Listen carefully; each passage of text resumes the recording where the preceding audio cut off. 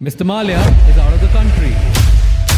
Liquor Baron Vijay Malia, who finds himself in a raging 9,000 crore loan default scam. Welcome on Figuring Out, sir. Why are you doing this after 9? In India, public opinion is very quickly formed and influenced by the media. Chor, paisa loot ke bhag gaya. Kya paisa? Kya loot? Hi, I'm Vijay Malia.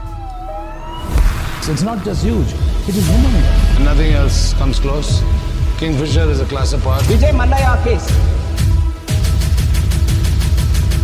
You were the biggest airline in the country. Welcome aboard Kingfisher Airlines. India's biggest airline. Going to be there amongst the best airlines in the world. What went wrong? So I went to Shri Pranab Mukherjee, then Finance Minister of India. I have to downsize this airline. I was told not to downsize Kingfisher at that time. You continue, banks will support you. That is how it all started. Kingfisher Airlines has been forced to suspend all of its flights. Kingfisher Airlines has been struggling. At the time when you asked loan, the company was not doing that great. Please never forget, I gave my personal guarantee.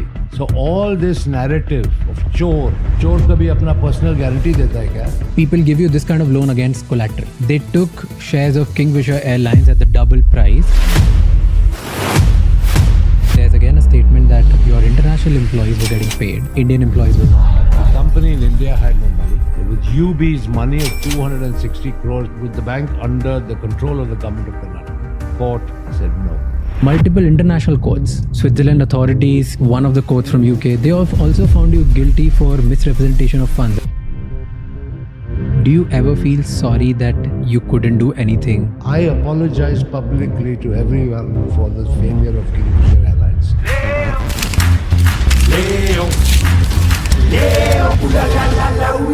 Here's what pissed people off. That in your private life you were enjoying. You had a grand birthday party, your 60th birthday party. Do you think you shouldn't have done that party? Why? Somebody mentioned that you took out 35 million euros and invested in buying properties in France. Rubbish. What happened between 2012 and 2015? I made 4 settlement offers to the banks, which they refused to accept. 2015, CBI started investigating you. They found you siphoning the money. 3rd March 2016, case needs to be heard or needs to be represented in front of Supreme Court. 2nd March, you left the bank. On 15th April, your suspension came for your passport, and 24th April was the revocation. Why didn't you reply? I'd like to show you something. Here is... What is the biggest challenge of doing business in India? government. It's in the Indian DNA. But how did you manage that before? Would there ever be exchange under the table as well? I'm not going to confirm or deny that because I leave it to your imagination. How do you make money now? Do you feel restricted now? What's your biggest fear now? Are you prepared for the worst? Have you ever imagined yourself actually going to jail? Would you be willing to return to country if you're assured fair trial? If I am assured, absolutely, I will think about it seriously. But This episode is not about glorifying a fugitive, nor it is about justifying any wrongs. It's about asking the hard questions to the man at the center of one of the India's most controversial financial stories. After 9 years of complete media silence, Vijay Malia chose our podcast Figuring Out to speak publicly for the first time. I didn't do this podcast to celebrate him. I did it because I was curious. I read his tweets, I heard the headlines, but I'd never heard the full side of the story. Because the tweets that he makes are different than what the headlines talk about him. There's a mismatch. As a podcaster, my job is to ask every uncomfortable question, and I did. Vijay Malia claims he never committed fraud. He says he wanted to pay back the loans, that his properties were seized and sold, and that he's being framed. He also says he's ready to face the consequences, whatever they may be, if he's given the fair chance of trial. I've tried to cover his childhood, business building, the man behind the image, the rise, the fall, the good, the bad, and the ugly, the life before and the life now. I'm not here to decide who's right or wrong. I trust the Indian judicial system to do that. This conversation is for those who want to listen, think, and question. It's not about taking sides, it's about understanding all sides. Watch this episode with utmost sincerity and let me know in the comments, what do you think?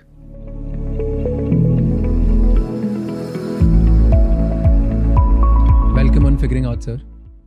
Thank you for doing this. And my objective of this whole podcast is going to be that I want to know your side of story. There are so many things that we have heard. There are so many things which are probably right or wrong. I don't know what's going on. And I think apart from me, there are millions of Indians who want to know the same thing. You're highly talked about. I also feel that there are so many things which people have just heard and started building their own narrative about you. So I wanted to, out of in inquisitiveness, curiosity, and B, out of a responsibility, I wanted to take this forward. So thank you so much for doing this, and thank you for giving us an opportunity. And the best thing which I really liked about this is when you came here and you said, I'm ready to answer everything which you want to talk about. I don't think many people give that opportunity. So thank you for doing this. But the first question is, why are you doing this after 9 years? There are thousands of people who must have reached out to you over the years. Why all of a sudden the need after 9 years that, okay, I'll say yes. And yes to us. Why? Very good question. Nice place to start. For the last 9 years, I have been the subject of a vicious, relentless trial by media in India, who, as you have rightly pointed out, have created so many narratives, negative narratives about me, that I have become a lightning rod of public anger, being abused, called names. And that was very unfortunate, both professionally and personally. So rather than try and take on this huge Indian media machine, I just prefer to keep quiet. Now, times have changed. And I can't help but recalling that when President Trump was inaugurated, in the first press briefing by the White House press secretary, she said that a few seats were now going to be reserved for the very first time for people who represented new media or social media.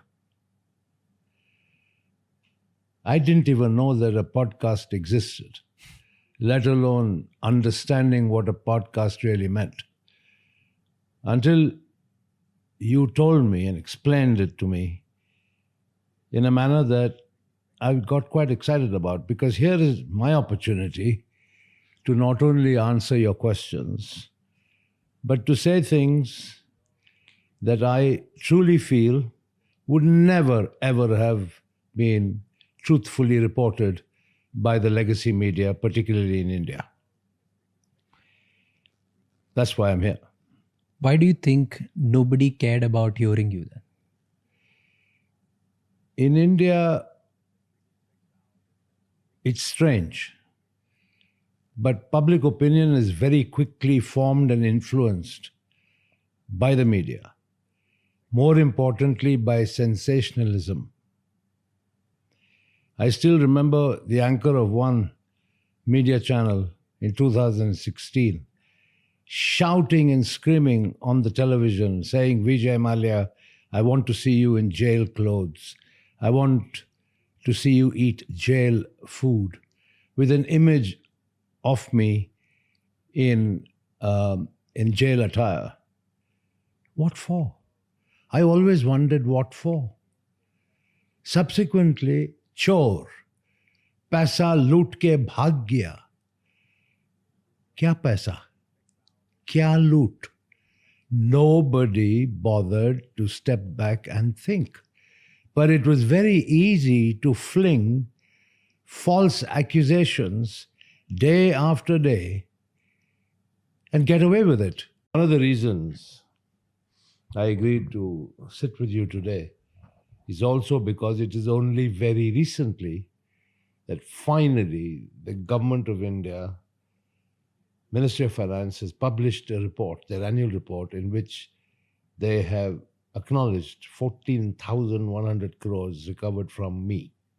Of course, this was following the finance minister's statement in Parliament. And the legacy media can't argue with that anymore. They can't put any spin on it anymore. The Debt Recovery Tribunal gave a judgment debt of 4,999 crores borrowed by Kingfisher Airlines, not by Vijay Mallya. Borrowed by Kingfisher Airlines, of which Vijay Mallya was one of the guarantors. So what is the DRT judgment debt?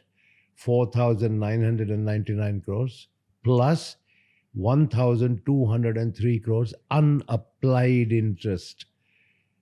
Okay, which means notional interest that the banks had not even booked.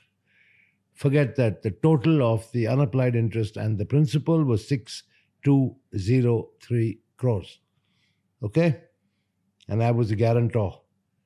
The government has recovered 14,100 crores from me. Right? Now, if I had done chori, if I had duped the banks, where does this all add up?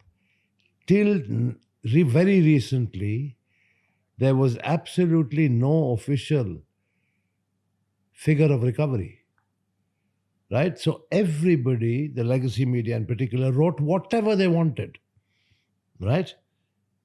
And I was in no position to contradict. Today, after the government of India has acknowledged the recovery of 14,100 crores, I think it's my turn to ask them what they have to say about it. Because you say that a lot of things about you are false narrative.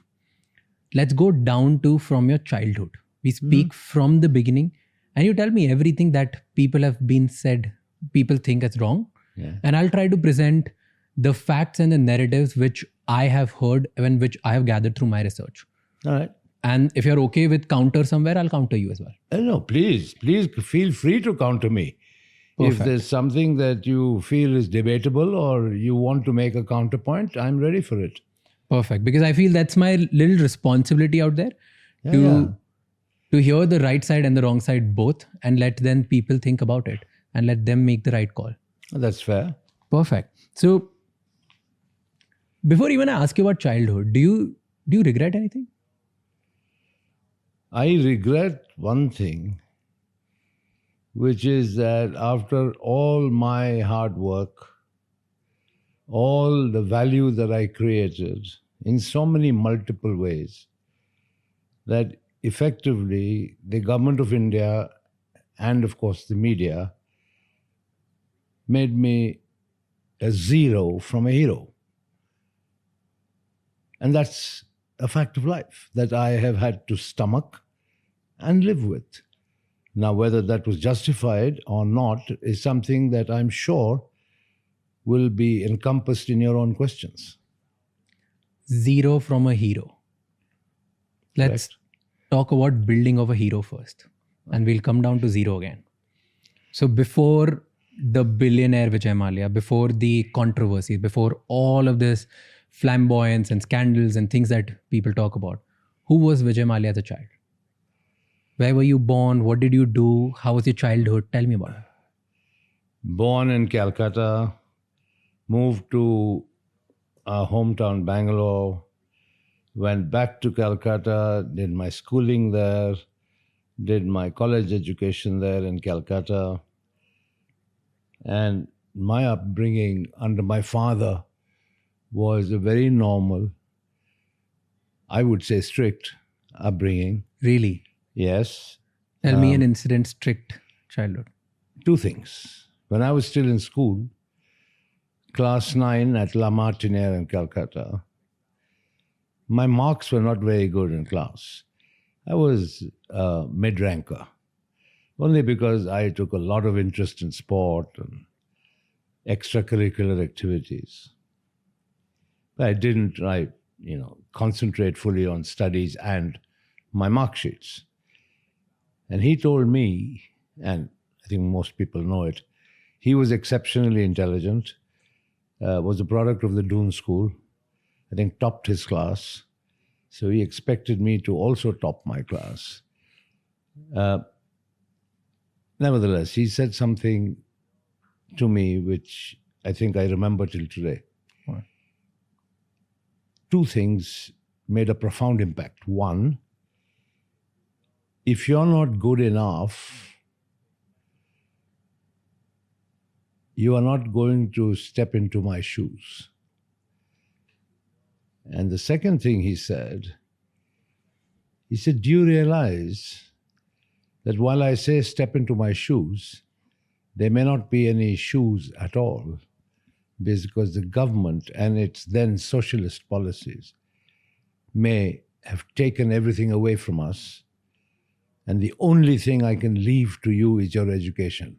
So take it seriously. I think I repaid some amount of faith because for my last 3 years in school, 9, 10, 11, I think I came within the top 3 in class, and he was quite happy about that. So weren't you a little spoilt as child? Spoiled? Oh my God, I was anything but spoiled. Really? You had all the fancy toys, you had all the things that you used Absolutely to... no fancy toys at all. That's completely false narrative. After I passed out of school, and when I went to St. Xavier's College to study BCom, my father was very clear.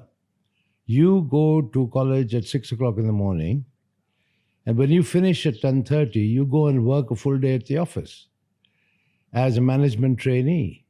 I was put on a stipend of 400 rupees a month, and that 400 rupees never increased right the way my time through college. So that's all I got, 400 rupees a month, and was working, in those days, Phipson and Company Limited, Old Courthouse Street in Calcutta, every day after college. Aren't there stories that you used to go to college in a very fancy car and you removed the silencer just to show the noise of your car, the loudness of your car, and you would always a show off, weren't you? I was no show off at all, and the fancy car that I have was a second-hand Standard Herald. So where are these stories coming from? I don't know. It's people's narratives, people's perceptions. That's why it's important to correct those perceptions. Talking about noise, even a fatfatia in Delhi makes a hell of a lot of noise. You don't have to drive a fancy car to make a noise down the street. So you are telling me that all these stories of you having fancy toys, remote control cars, and then fancy cars with loud noises, all of this is false. Well, I may have tampered with the silencer of my car. Okay. Because I was always into kind of fast cars, loved motor racing and stuff like that. But, it still remained a Standard Herald. But why did you do that? Like just to show off like the noise and everything? Look, if you can modify the silencer of a car, like you can modify the top end of a car's engine to make it go a little quicker. That's the basics of motorsport. But how were you as a child, personality-wise? Were you confident? Were you a little arrogant? This is all a question of perception. Arrogant is also your understanding of arrogance, my understanding of arrogance. But I'll tell you one thing. I was always self-confident. And whenever I was invited to give talks at various universities and educational establishments, I always told the youngsters that when they start off life, they must be self-confident, because it is only self-confidence that will bring out the best in you. And I still believe that till today. And because I started young, I am passionate about youth empowerment. But this would have not been the case always. As a kid, we all have like a lot of insecurities. It's not always confidence. What was your biggest insecurity when you were growing up? I don't.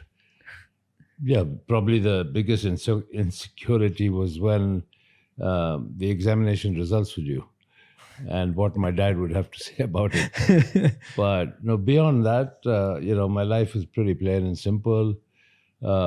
Great bunch of school friends, great bunch of college buddies in Calcutta, not the glitzy lights of Bombay. And yeah, so it was pretty normal, but nothing fancy.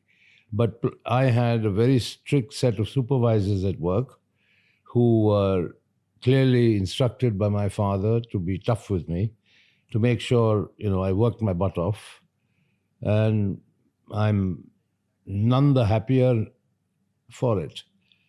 That's what made me. But did you ever get to a position or in a thinking as a child that one day I'll be powerful, one day I'll be very rich? No, absolutely not. I mean, how could I be so presumptuous? Here I had a dad who was hands-on, working 24/7, young, and who told me that if I didn't measure up, I'd have no place in the business. So I couldn't be presumptive, could I? But your father was a wealthy man. In those times, there were only few wealthy people.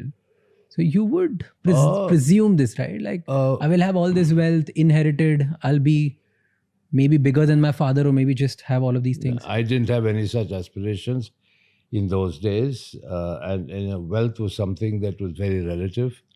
And my father certainly was a very frugal spender. So irrespective of how much wealth he had, he certainly wasn't a spendthrift. You said when you used to go to work, your father put strict supervisors. Right? What would those strict supervisors made you do? Well, first of all, make sure that I came to the office on time, straight after college. It wasn't as if I'd sort of roll up whenever I wanted to. Okay. The second, I was given a clear set of tasks. I was a salesman. I had to go and visit the shops in the market. I had to visit distributors. I had to spend time with the accounts department to understand accounting, corporate accounting. And marketing, sit with the ad agencies and stuff like that. So it was a comprehensive training program, but with no forgiveness in any sense. I had to work a full day.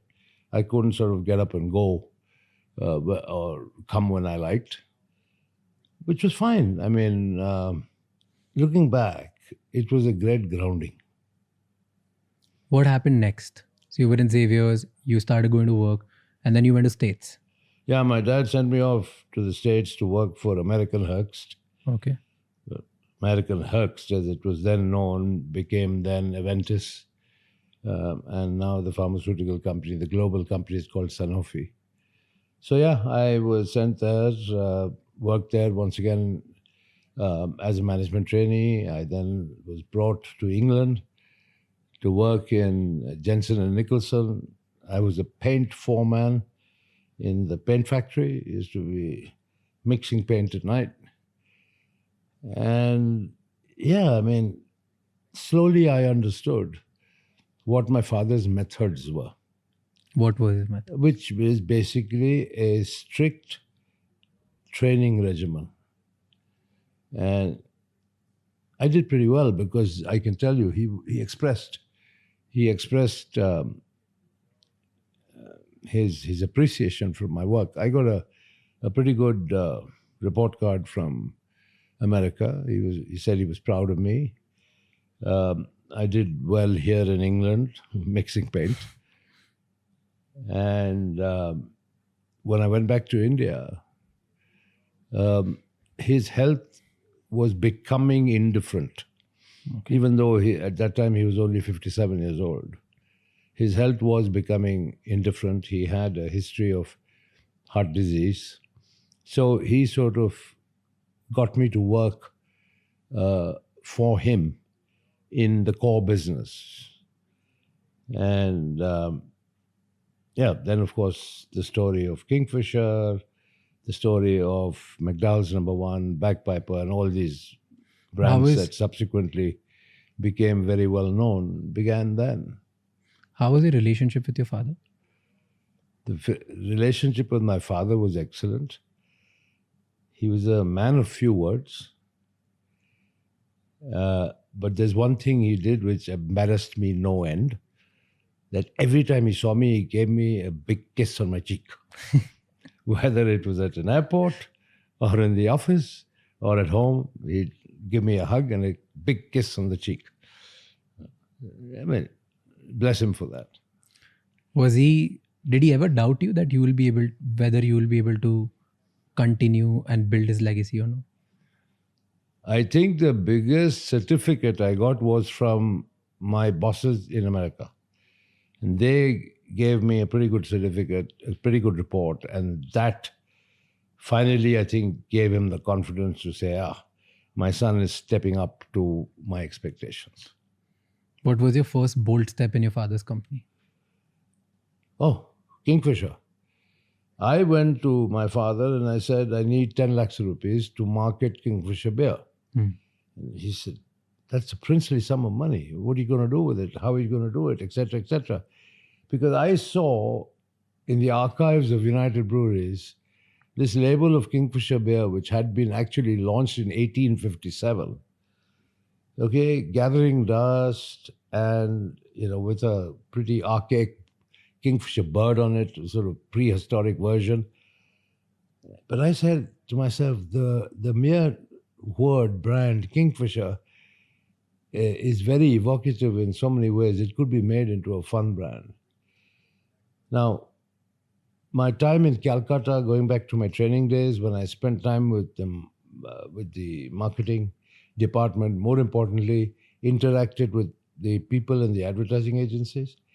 My time in America, where, I still remember the two big banks, which is Bank of America and Citibanks. And Citibank said, the city never sleeps. And Bank of America came out saying, we caught the city napping. That was the level of marketing, advertising, tongue-in-cheek stuff, which caught your attention. And so I became fascinated with marketing. And I came away back to India, started working in the business, and I always said, a brand needs a personality. Of course, I very quickly realized in India, I couldn't replicate what they did in America because for alcohol, India is a media dark environment where the advertising of alcohol is banned. So in a way, I had to think of ways of authoring surrogate advertising, which I did pretty successfully. Not some Mickey Mouse stuff where if you want to advertise an alcoholic brand that you sort of suddenly, produce some music cassettes. And I built a full water business around Kingfisher and a water business of significant enough size that you could justify advertising it. Okay, and therefore you advertise the core brand. So I gave Kingfisher a very colorful personality because that's what evokes you. Like McDowell Number One, golden moments, McDowell moments. It's evocative. It's supposed to convey that, if you want to hang out and have a good time with your friend, golden moments, well, it's a McDowell moment.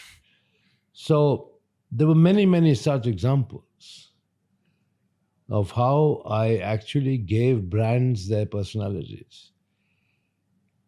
And in many ways, I supplemented by becoming the brand ambassador myself. And all of this was happening when your father was still alive? Oh, absolutely. Absolutely. You said India was media dark when it comes Still to is. alcohol, which still is the reality. And there was a point where I think government banned alcohol, No. or what was that? Certain states introduced prohibition, such as Andhra Pradesh, unified Andhra Pradesh. Of course, Gujarat has always been dry. But the advertising of alcohol is banned in India and has been banned and still is banned. When was that? When was this time when you started acquiring a lot of alcohol brands? Because a lot of those brands were scared of the state because the state was getting involved in the alcohol business, or maybe they wanted to ban or prohibit certain things. What was this time where you started acquiring certain alcohol brands and cheap because you and your father was bullish on it? No. That was in 1977 when Morarji Desai was the Prime Minister of India, and he publicly announced that there should be prohibition all India. Okay, which means that alcohol should be banned across the country. So obviously the value of the stocks and shares of almost all alcoholic beverage companies, whether distilleries or breweries, fell. My father was very clear that prohibition could never succeed in India. And therefore, he bought. And so that's how we became number one by quite a fair distance. Because all those who panicked and sold out, my father acquired. But was there something you guys knew which others didn't? No, or it was just absolutely. pure conviction? No, it was just pure conviction because we knew that prohibition had not even succeeded in the United States. And plus, if you look at the amount of revenue generation for the state governments through the sale of alcohol, there's no way in the world that prohibition would have succeeded in India. What happened after your father's death? You were doing this successful sting, you were taking bold steps, you wanted to make alcohol a cool brand. All of this was happening. Everything was going right? What happened then? Well, I was in the US. I had gone to finalize promotion and export of Black Dog Scotch whiskey when my father sadly passed away at a cocktail party in then Bombay. And he was only 59. Nobody ever expected him to pass so young. I was just past 27. So I took the Air India flight and flew back from New York and performed my father's last rites. And then the fun began because my father surrounded himself with a few stalwarts. Meaning? People who he put in positions of great authority who were also very close to him personally. So he had somebody running the Western India businesses, somebody running the Eastern India businesses, somebody running the Southern India businesses. And don't ever forget, in those days, the structure was that United Breweries Limited was the holding company. And the other companies in the group were largely controlled by its largest shareholder, United Breweries, or they were subsidiary companies.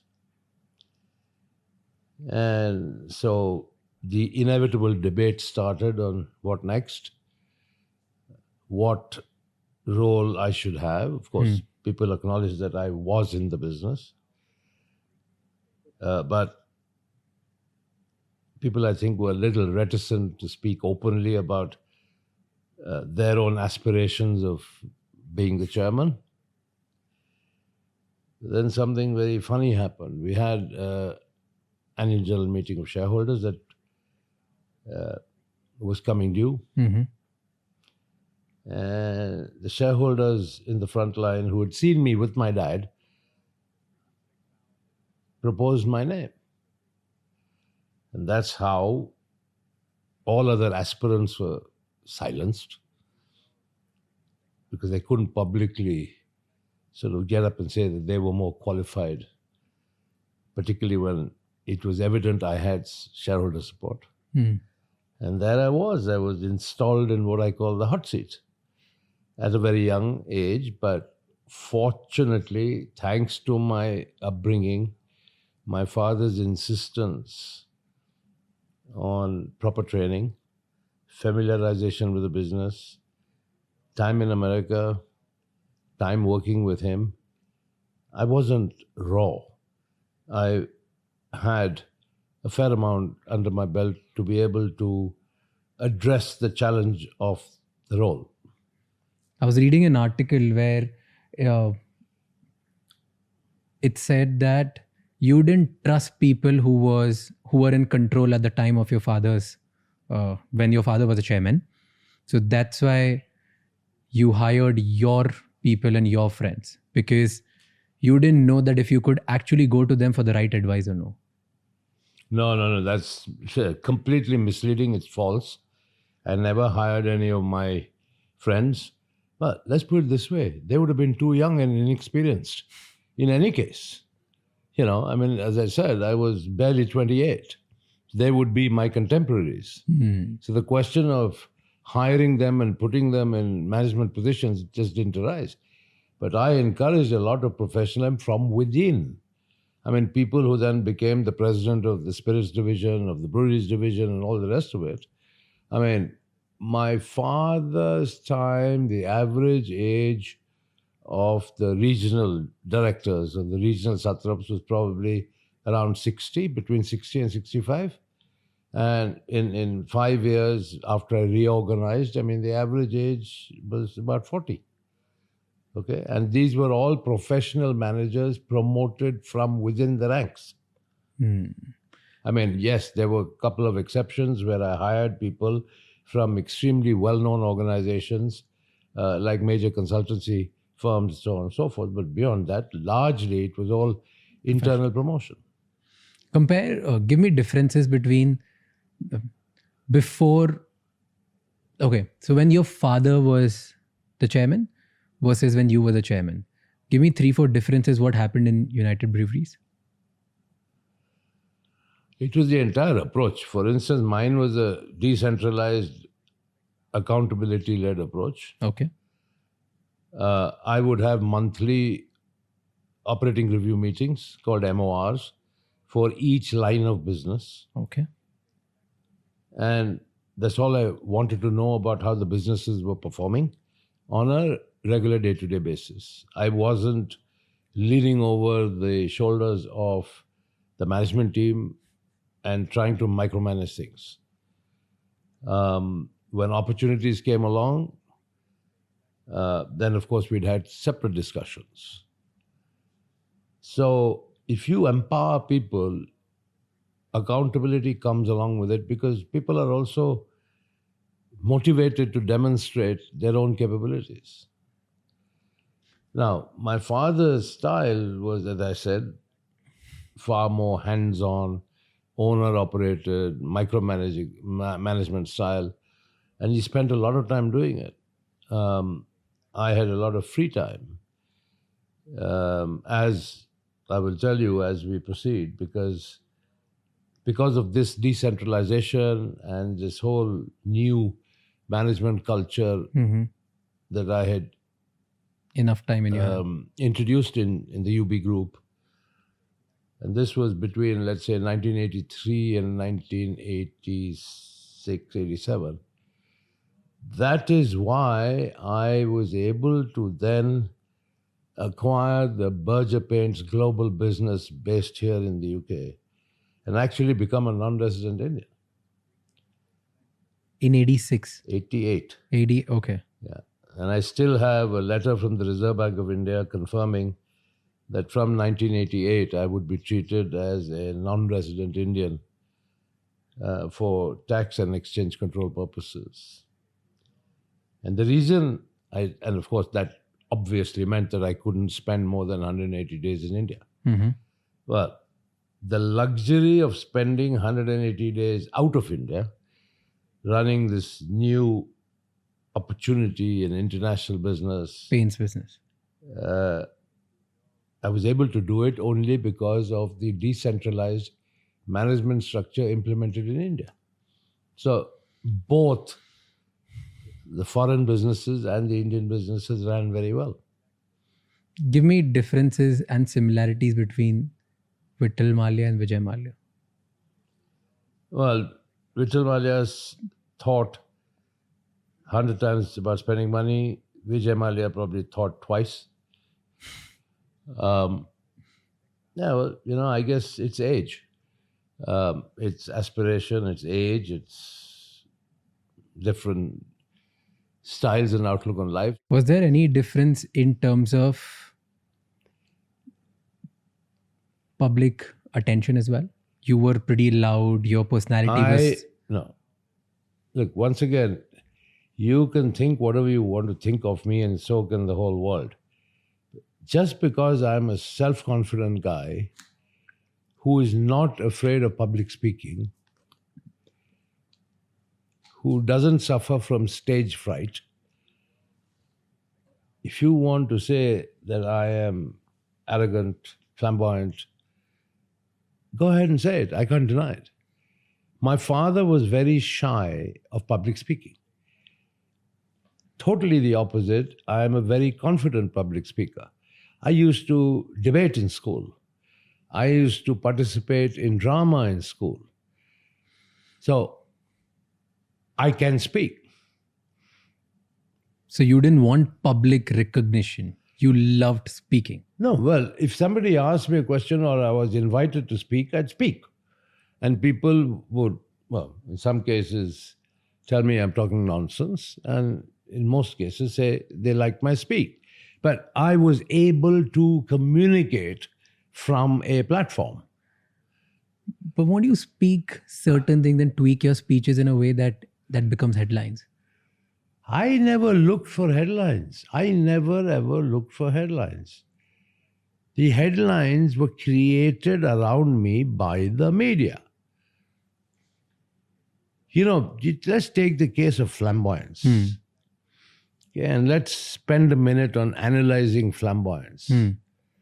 To me, flamboyance means loving life and appreciating the good things in life. That's what flamboyance is. In a public way. Okay.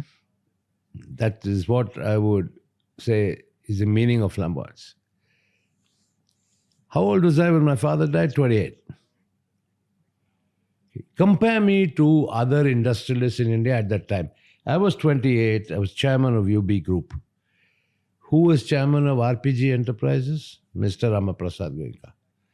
Who was the chairman of Reliance? Dhirubhai Ambani. Who was the chairman of the Birla Group? Mr. B.K. Birla. I was a contemporary of their children. But I was thrown into the deep end. So I was a group chairman being compared to people who were my father's age.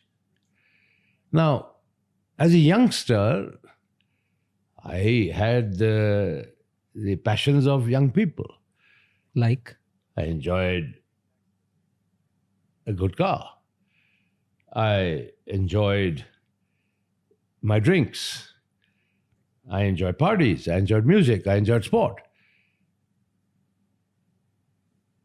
Not all of my father's contemporaries, who suddenly became my contemporaries in business, lived that way. They were more conservative, more at home, more domestic, consistent with their own age. So suddenly the media decided, this guy, chairman of UB Group, is flamboyant. I was termed flamboyant only because I did what every other youngster aspired to do. At the end of the day, you have to make allowances, age-related allowances, let's put it that way. But it's okay. I have no regrets. I didn't spend anybody else's money. I spent my own money. I lived my life the way I wanted to live my life. if I look back, I've got millions of miles of corporate experience under my belt, starting off at a very young age. And I hope people appreciate the more positive contributions that I have made rather than the persistently negative narrative that has overtaken and overshadowed effectively a whole career. I don't think I ever used that word flamboyant. It was the media and the narrative they created around me that was flamboyant for their own purposes. Now, I just lived like any other moderately wealthy 28-year-old would live. No. Yeah, You lived an absolutely. extraordinary life. How can it be extraordinary? In what way? Do you know what the exchange controls were in India? Do you know if you could import a Ferrari in India? Today you can. But go back to the 1985, 86, could you import a Ferrari? No way in the world. So did you or did you not? You could only buy cars from the State Trading Corporation through an auction process in Delhi. But you ended up buying all of them. I could not. Later you bought it. Look, I like good cars. I race cars. I've been racing cars since I was a teenager. Okay? I brought a Formula One car into India to race, okay, when my father was still alive. In fact, when I won the race at Sholavaram, okay, near then Madras, now Chennai, I called him from the racetrack and said, I won the race. He was very happy. So it wasn't as if I was trying to do things behind people's back. But, okay, I was fond of motorsports back then. Okay, so it came from media, but did you enjoy the tag? Of Where flamboyant? did I have the time to enjoy or spend my time and energy denying? I just lived my life, did my work, and I think whoever you may ask, I worked really hard. See, this is very... Okay, this is very like a media answer, okay? What did... You were aware that people call you flamboyant. You were aware that this was the image being built. You were aware that headline mein yahi likha tha. What was your reaction? What did you start... Secretly, did you enjoy it? No way. So what was your it. reaction? The moment people would write it, you were like, ignore it. Of course I would ignore it. What have I done for the last 9 years? But at that time, you were in peak. You were... Let me tell you something.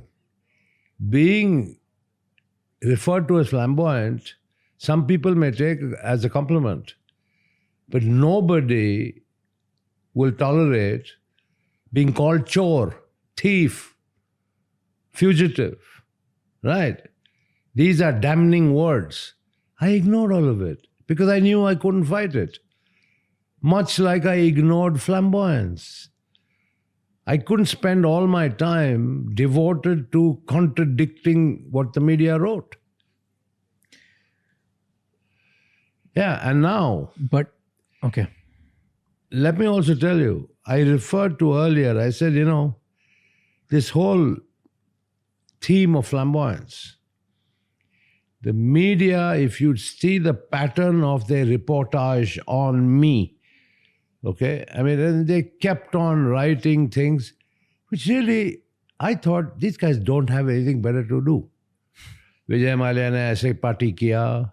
Vijay Mallya is hosting a New Year's party at Kingfisher Villa. Vijay Mallya is doing this, that, and other things. Okay, bottom line is, they created a narrative of a personality that helped them to sell their own media. One day there was a terribly wrong, factually incorrect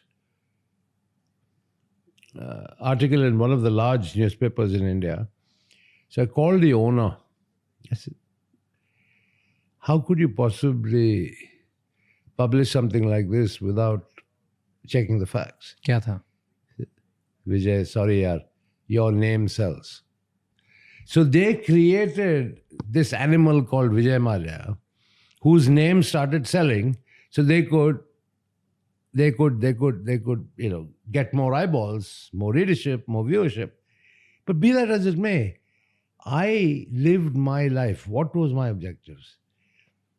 I am not apologetic for the life I lived because I didn't spend anybody else's money except my own. Hmm. I didn't borrow 1 rupee from anybody. Okay? I was much maligned, much complimented, but effectively, I was my own brand ambassador. Take the case of one much talked about phrase, king of good times. Yeah. I'm not crazy to walk around with a label on my chest saying king of good times. Read, and this is where somebody must make the effort. See the label of the Kingfisher beer that was developed. It says the king of good times. The personality of Kingfisher beer was the king of good times. Ulta media started calling me the king of good times. So tell me, me being the king of good times will not help sell the beer. But it did. Because the beer itself was the genuine king of good times. And the personality that I gave Kingfisher, promoting sport, promoting fashion, promoting music, sponsoring motor racing. So all the stuff that's exciting to youngsters, that represented the personality of the Kingfisher brand. That's why Kingfisher was such a success. But talk to me about building of Kingfisher. Don't you think it was at least that's what I think. It was a very well curated strategy that I will become a brand which represents Kingfisher. No, I was brand ambassador. And I have done it not only for Kingfisher, but take the case of our spirits business. I actually came on national television with an ad encouraging people not to drink and drive. I did it myself. I didn't get some film star to do it. I did it myself. So becoming a personal brand was a strategy then. Of course it was. So then why does it bother you that you were Doesn't bother tagged me. as like the king Never of good bothered times? me. But that's what I'm saying. But I am not the person who labeled myself as king of good times. You It so curated happened that the media started calling me the king of good times. Fine. because subtly you curated this, no? I didn't curate king of good times. In what way? By doing actually what? promoting a lifestyle which every young person would aspire to. Why not? Young people are entitled to aspirations. Young people are entitled to improve lifestyles. Young people are entitled to treat themselves. But that doesn't mean I went around the whole world saying, well, you know what? I'm the king of good times. No way. Never said it even once. But you knew it will happen. No, I didn't. How should I care? I achieved my objective of making Kingfisher the #1 selling beer. That's it. How did that happen? So what happened along the way is irrelevant. Okay, how did this happen? Kingfisher beer, how did it become #1? Tell me story of Kingfisher. When I took over this business, Golden Eagle or Mohan Meekan Breweries was the largest beer company in India. Today, United Breweries Limited controls almost 52% of the beer market in India. Kingfisher is not very many product categories that can lay claim to 52% national market share. But yeah, Kingfisher is by far the #1 selling brand. That's because, yes, I curated a personality around Kingfisher, around fun, around excitement, around vibrancy, color. I created the brand and I achieved my objective. You take the case of McDowell #1. I mean, once again, this whole golden moments, McDowell moments, right? It was a little more sober than the Kingfisher ads because the target demographic was different. But It's the largest selling whiskey in the world today. In the McDowell number world. one. Right? All these brands I created. Tell me one turning point which just made everything good for you in Kingfisher. Kingfisher beer specifically. It's a sustained effort. But when was the first time you thought, okay, now it'll work? Because It was as far always as working. It as the from day brand- one. Yeah, when I relaunched in new packaging, right, make it more appealing on the shelf, started sponsoring music, fashion events, got more brand attention, automatically the sales started picking up. And then, as we went along, promoting our marketing strategy, which was clearly effective, the sales followed. Same thing with McDowell number one whiskey. Nothing's overnight. National brands are not built overnight. There wasn't one moment that you could pinpoint, or was it? How can you? How can you pinpoint a moment? Because it isn't like switching on and off a light switch. Why did you get conviction that Kingfisher beer will work? Because it was a little expensive than other ones.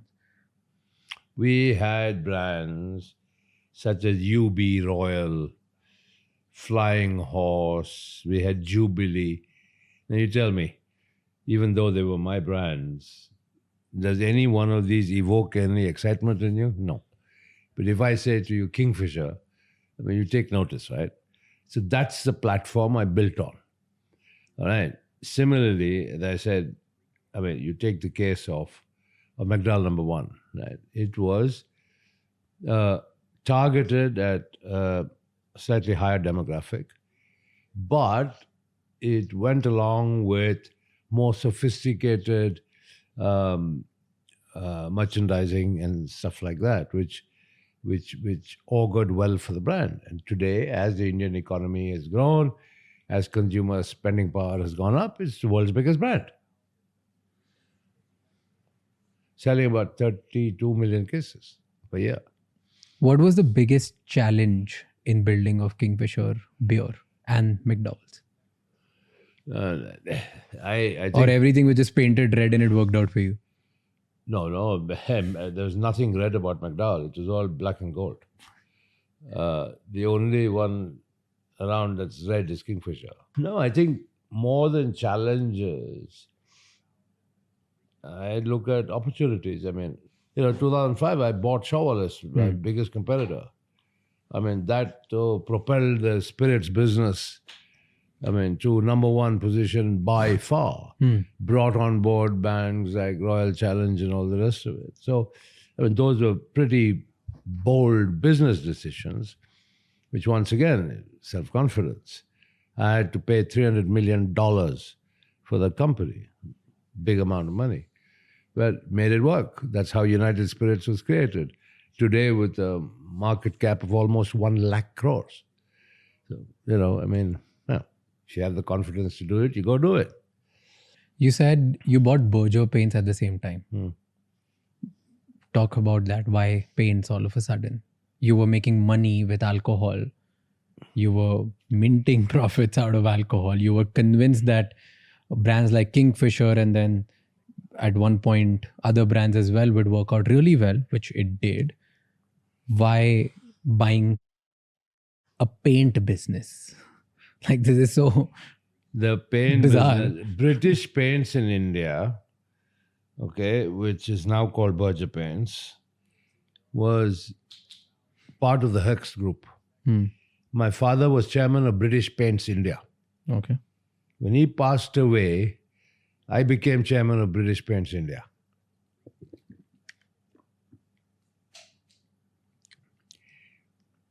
During my tenure as chairman of British Paints India, I learned something about the paint business. Right. Now, What did you learn about paint business? go back in time what I told you. When I was sent to America, then to England, I worked as a foreman in the Berger Paints Jensen Nicholson paint factory here in this country. So I not only knew about making paint, but also how a paint business was run, because I was chairman of Berger Paints.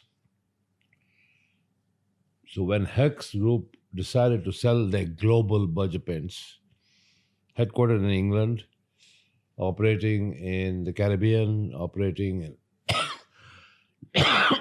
Africa, in Asia, true multinational company. I went to them and put together a loan package with those days the Hong Kong and Shanghai Banking Corporation, and bought it because I had this aspiration of creating India's first multinational. That was back, as I said, 1988. Okay, so from being an Indian-centric business, I was operating in 25 countries worldwide, flying the Indian flag. So your objective is only that I want to take India or Indian business to the world? No, absolutely not. I was very focused on making a hefty profit out of it too. All right, which I successfully did. So I bought it in a leveraged buyout, and after that, I did IPOs. I did IPOs in Jamaica. I did IPOs on the Kenyan Stock Exchange. I did an IPO on the Singapore Stock Exchange, and diluted our shareholding to 51%, but used the proceeds of the IPO to pay down the debt. Right? And then finally in 1996, I sold the entire business that was then listed on the Singapore Stock Exchange, and I made a fat profit. And I still remember, and I have no hesitation in saying this, that I went to my mom and I said, "You see this piece of paper? This is what I earned. This is not inherited. I made it myself. So when I spend it, don't complain."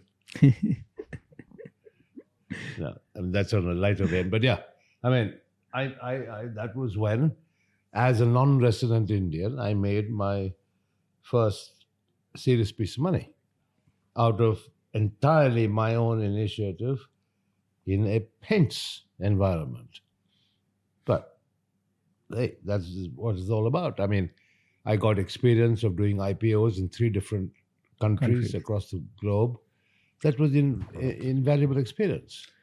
Do you regret selling it? Because today Berger is, I think, 60,000-70,000 crore big business. That's only one Berger in India.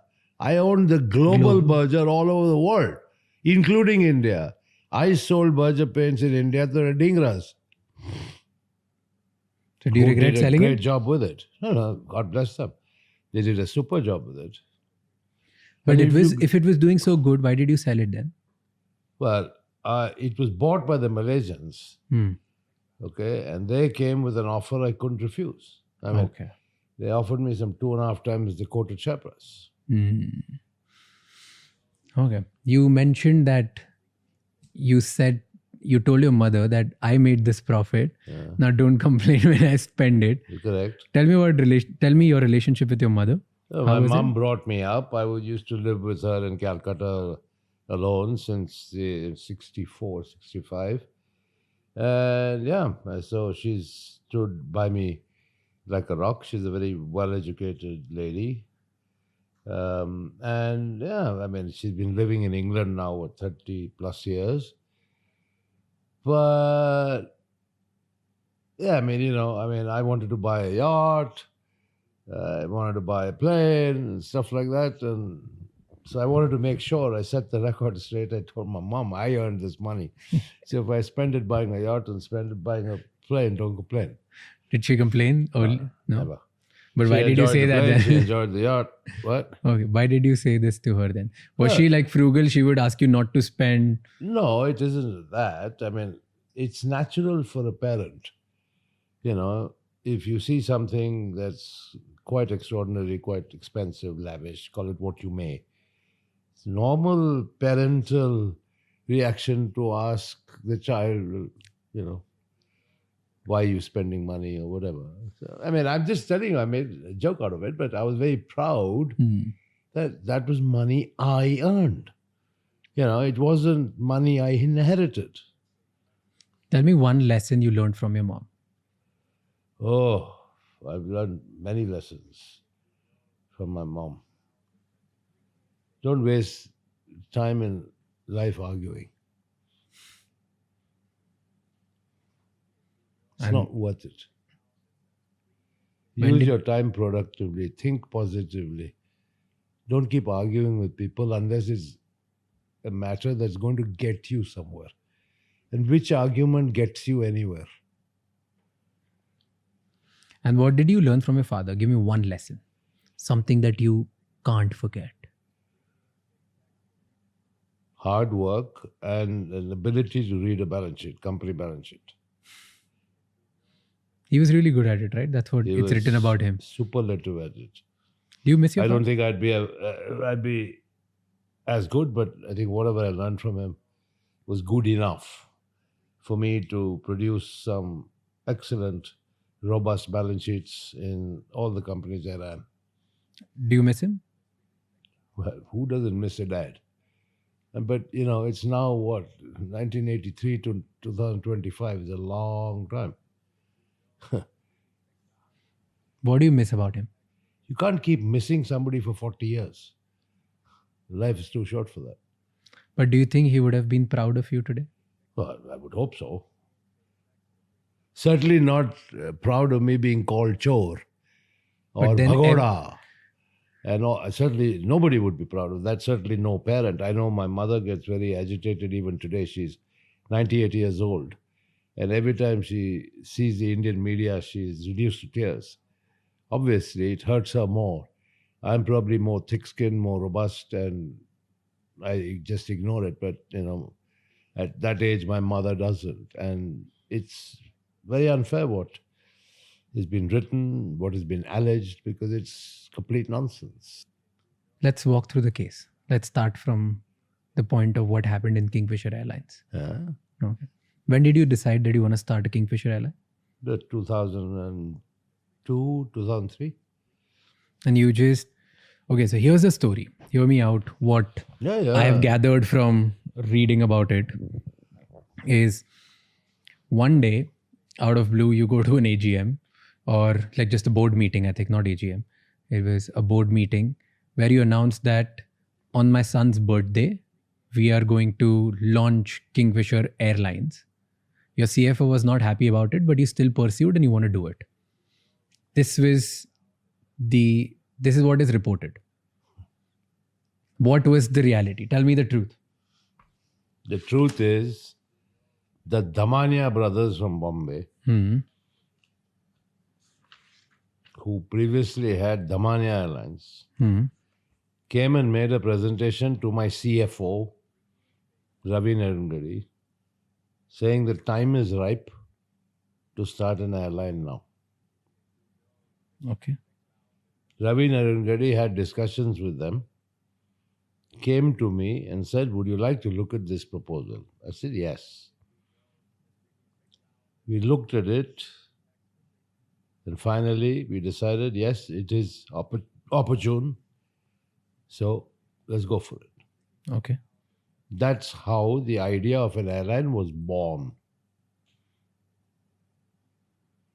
And then you didn't take anyone in confidence. You would just, hey, out of nowhere, I think we are an alcohol business. Now we want an airline business. No, there's nothing wrong in diversification. The UB group has had a history even during my father's time of operating food processing companies, petrochemical companies, electromechanical companies. So, diversity was nothing new to us. So your initial plan to launch an airline was 7th May 2005, but you ended up launching on 9th May 2005, right? And This then whole business of launch on son's birthday as a birthday gift and all is complete baloney. All right? I think my son would be embarrassed and I would be equally embarrassed to say I'm starting an airline All right? As an 18th birthday gift. Complete nonsense. All right? But okay. Once again, media narratives are best ignored. A full-blown professional management team was in position before the airline even started, before the first plane arrived. Okay? The CEO and the director of engineering were both hired from the US. Okay? And the airline was launched. There's a lot of narrative about Kingfisher Airlines. There's a lot of narrative about mismanagement. A lot of narrative about the Deccan acquisition. All sorts of things. Let's pick one by one. Yeah. What was the first vision of Kingfisher Airlines when you were starting in 2005? To produce the best flying experience that India had ever seen. Make it a premium experience? Totally a premium experience, number one, in terms of passenger comfort, safety. Number two, to connect places in India that had never ever been connected before. And that it was a really serious part of the growing infrastructural needs of the country. But I was watching one documentary about you, and I think the person who you got to lead was Alex. Yeah, Wilcox. Yeah. So Alex said that you convinced him that you want to build a low-cost carrier, but it was not like that. And in your own words, if you're giving a vision that I want to build a premium experience, why did you get a CEO or like a president, I don't know what was his position, but somebody to lead by telling him that you want to build a low-cost carrier? That is your own misinformation. He said it somewhere. I'm just quoting him. Fair enough. I haven't seen it, but I'll respond. Kingfisher Airlines started off as a single-class airline, low cost, but with a difference. It had in-flight entertainment and it offered meals. Everything else that's applicable to a low-cost airline was applied to Kingfisher as well. Commonality of fleet, commonality of training, the whole lot. I mean, there's a whole set of rules. What is a low-cost carrier? What is a full-service carrier? Right? And that even descends down to intricacies such as the type of reservation system, flight planning system you use, and all the rest of it. So Kingfisher had all the low-cost attributes. Okay, the only product plus was in-flight entertainment for the first time ever in India and good food. So to me, the logic from my marketing experience was Indians love entertainment, therefore the in-flight entertainment system, and Indians love food. So good food, right? And then of course, okay, service quality, whether you're a low cost or a full service, I mean, you'd like a nice, well-trained, polite set of crew. And we spent a lot of time and energy on that. Then, when we saw the market evolve, we added Kingfisher First, which is basically the business class. Why? Because the market demanded that on certain routes. Right? There's certain people who would not fly Kingfisher because we didn't have a front cabin or a business class, who would always fly jet. Okay, because jet had a two class, a business class and an economy class, right? And now, just to prove my point, Indigo is often referred to as the most successful low-cost carrier in the world. And certainly the largest low-cost carrier in India. What's Indigo doing now? Installing a business class, right? Yeah? So it's not such a dumb idea. Right? So it worked in your favor initially. Yes. So by 2008, you were the biggest airline in the country, And having a 27% market share. Yes. Right? What went wrong? if things were right, your marketing was working, you had everything right. In fact, before even you answer that, I want to go to which is often talked about is your training of cabin crew. What was the idea behind that? You selected certain people based on how they look or how they're going to be presented. Yeah, but I mean, at the end of the day, you have very good-looking ladies who sadly can't speak very well. Now, what is one of the key attributes of a cabin crew? Communication. I mean, you may look good, but if you can't communicate with the passenger, that doesn't serve the purpose. The kind of service standards that I set for the airline. And my service standards were unique. They included, in business class, the air hostesses cleaning the reading glasses and spectacles of our customers. We call them guests, right? So there were little things that made a vast difference in the customer experience. Tell me three more things. This is one. Okay. Secondly, the food was second to none, right? I mean, the quality of the seats themselves, the recline and all the rest of it, what they call the seat pitch, it was second to none. So there were so many little attributes. We called customers not passengers but guests. Many airlines have copied us since. But there were the little things that made a difference. I was very focused on the service delivery excellence of Kingfisher. You can go further because you don't know this, you can't ask me the question. Yeah. So let me tell you. Yeah.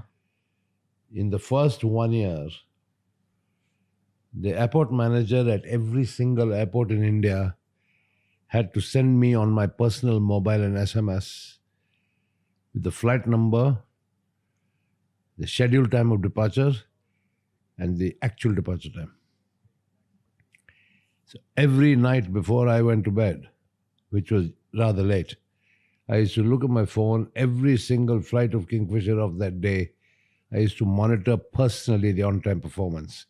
You were so detailed focused. You were so...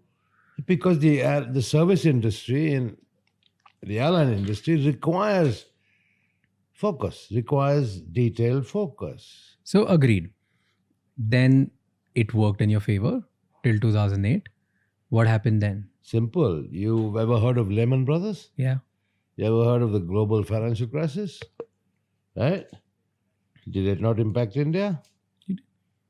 Of course it did. The whole aviation sector was... Forget aviation. Every sector. Every sector was, yeah. You The saw money what stopped, did it got dry. to the value of the Indian rupee. So I went to Shri Pranab Mukherjee, then Finance Minister of India. Having grown up in Calcutta, I speak fairly decent Bengali. And I said, Pranab da, আমার problem আছে Kingfisher Airlines কে downsize করতে হবে, which means I have to downsize this airline. I have to cut the number of aircraft. I have to lay off employees, right? Because I can't afford to operate under these depressed economic circumstances. He said, no. At this time, connectivity is important. Yeah. The jobs and employment are important, particularly because, typically in an airline, they're not blue-collar workers. These are not like workmen. Yeah. The boys and girls who work in an airline can't be classified as blue-collar. And he said, I don't want them to lose their jobs. So you continue, banks will support you. That is how it all started. I was told not to downsize Kingfisher at that time. And yes, the banks did support. All right. Now, What happened then? well, you tell me the narrative. I'll tell you the truth. You tell me the narrative. Then there was a consortium formed of 17 banks and the loan was given to you via SBI, right? Was that the first or IDBI was first? See, this is where people are not aware. I acquired Air Deccan, which everybody says was a big mistake. Yeah. Right? In $137 million or something like that.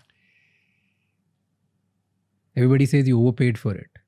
In the world of business, there's something known as consolidation, industry consolidation. There is something known as eliminate the disruptor. Okay. Air Deccan was famous for advertising and promoting 1 rupee tickets. Yeah. Clearly, you could never ever sustain any airline business selling tickets for 1 rupee. Right? Okay, it was a bait.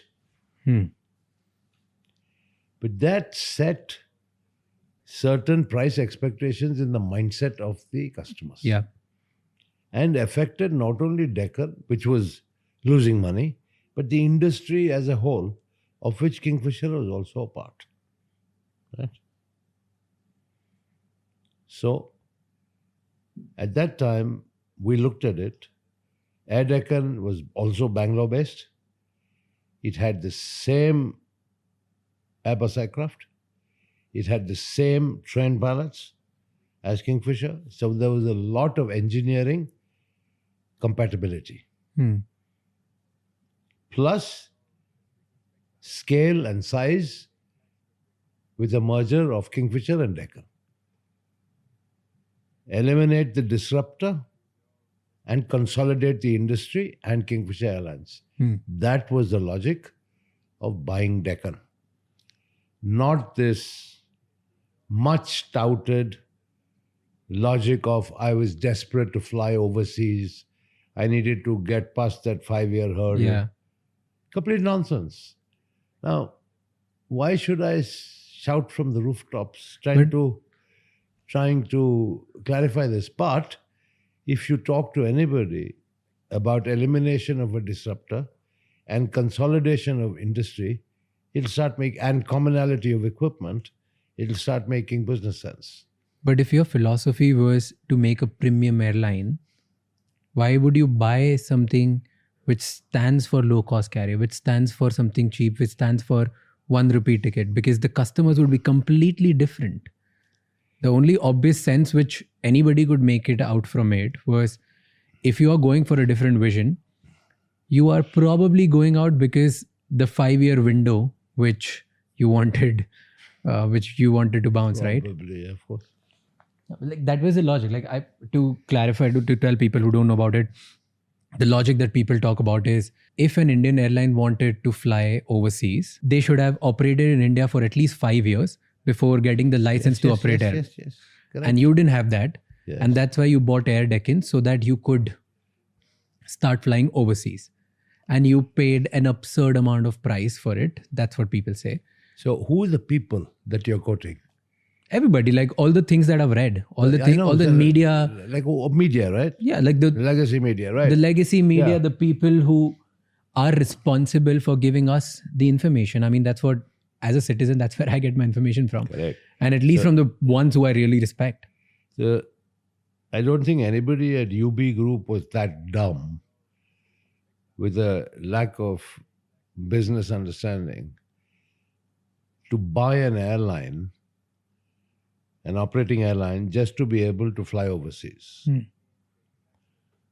I'm telling you, the logic was consolidation of the industry, given the commonality of equipment. I referred a little earlier to the installation of a front cabin of business class, which we called Kingfisher First, which Indigo are doing even now. There are certain routes in India that demand, right, a front cabin, where there are people who will only fly business class. Fair. But the bulk of India, people want a single class product.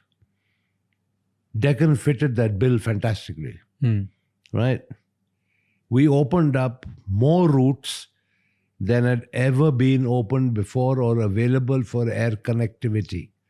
That was one of the biggest contributions we made to the Indian aviation sector and economy. Right? Deccan also played a part in that. So, Kingfisher's sad failure subsequently had nothing to do with Deccan. Okay.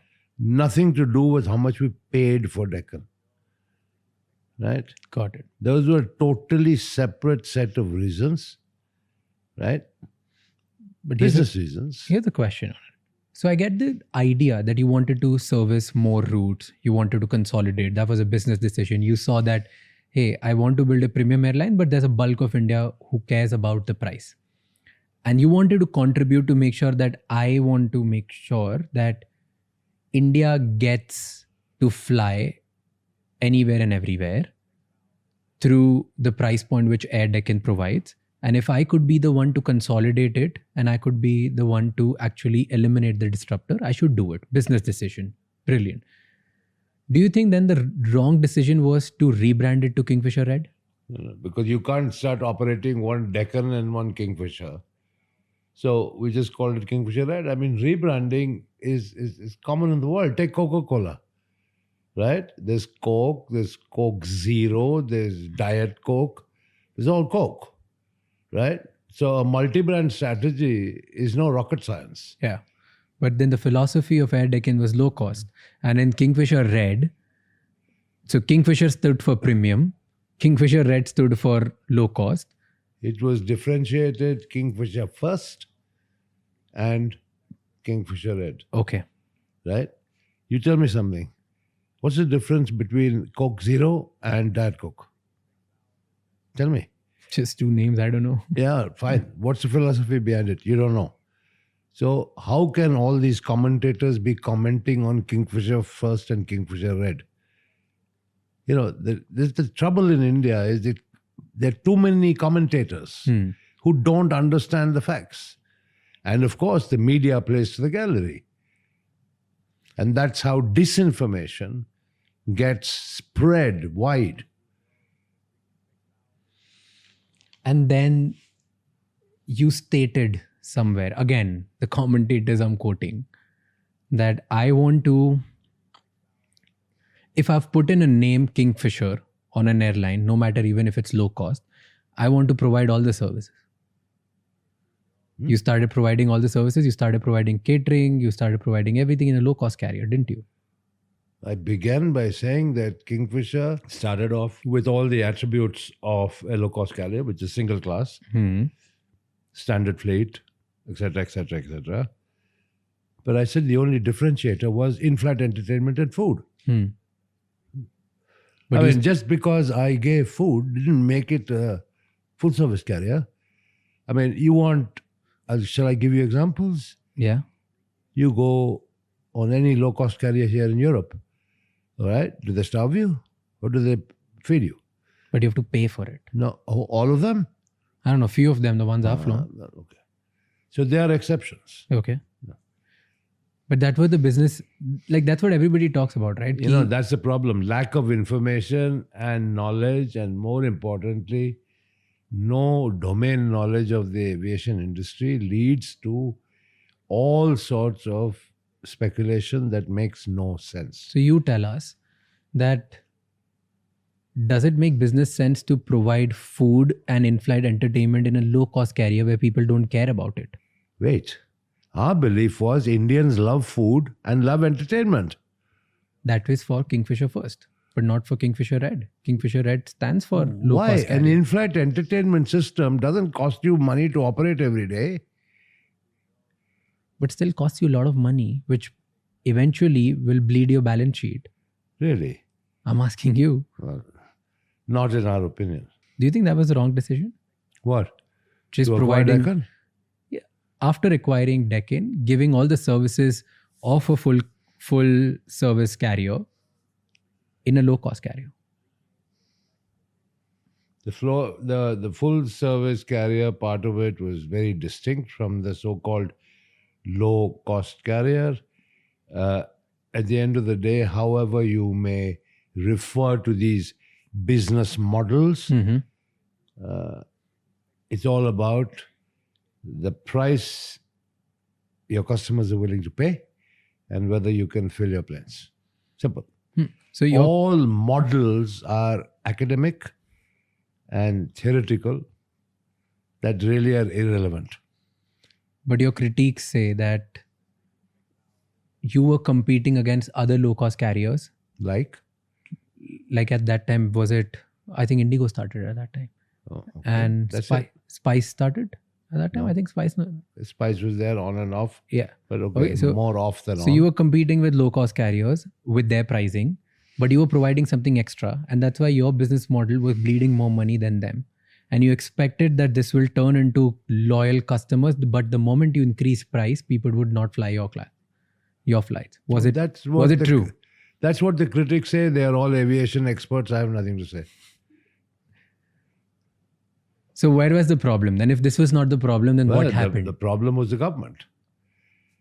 The problem was fairly and squarely the government. And they've made a lot of political hay out of this. When I used to write to Prime Minister Manmohan Singh, when I used to write to the civil aviation ministers, ministers of finance, the cost of crude, international crude, went to $140 a barrel.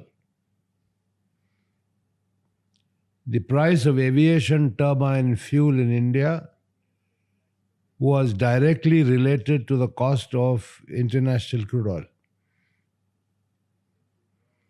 So you can see that from an average of about $60 a barrel, crude oil went to $140 a barrel, with the resultant and equivalent increase in the price of aviation turbine fuel.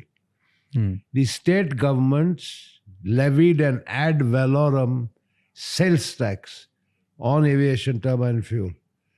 So you can yourself now begin to imagine the financial impact on the airline operating, where fuel costs are the single largest component of cost. So I pleaded, I said, look, please give aviation turbine fuel declared good status so that it attracts central sales tax and not this punitive ad valorem state sales tax, right? Because the states are making windfall profits. Anyway, that the government did not do. Okay. Aviation is regarded as a capital intensive industry, right? It's acknowledged as such worldwide, right? They would not permit foreign investment.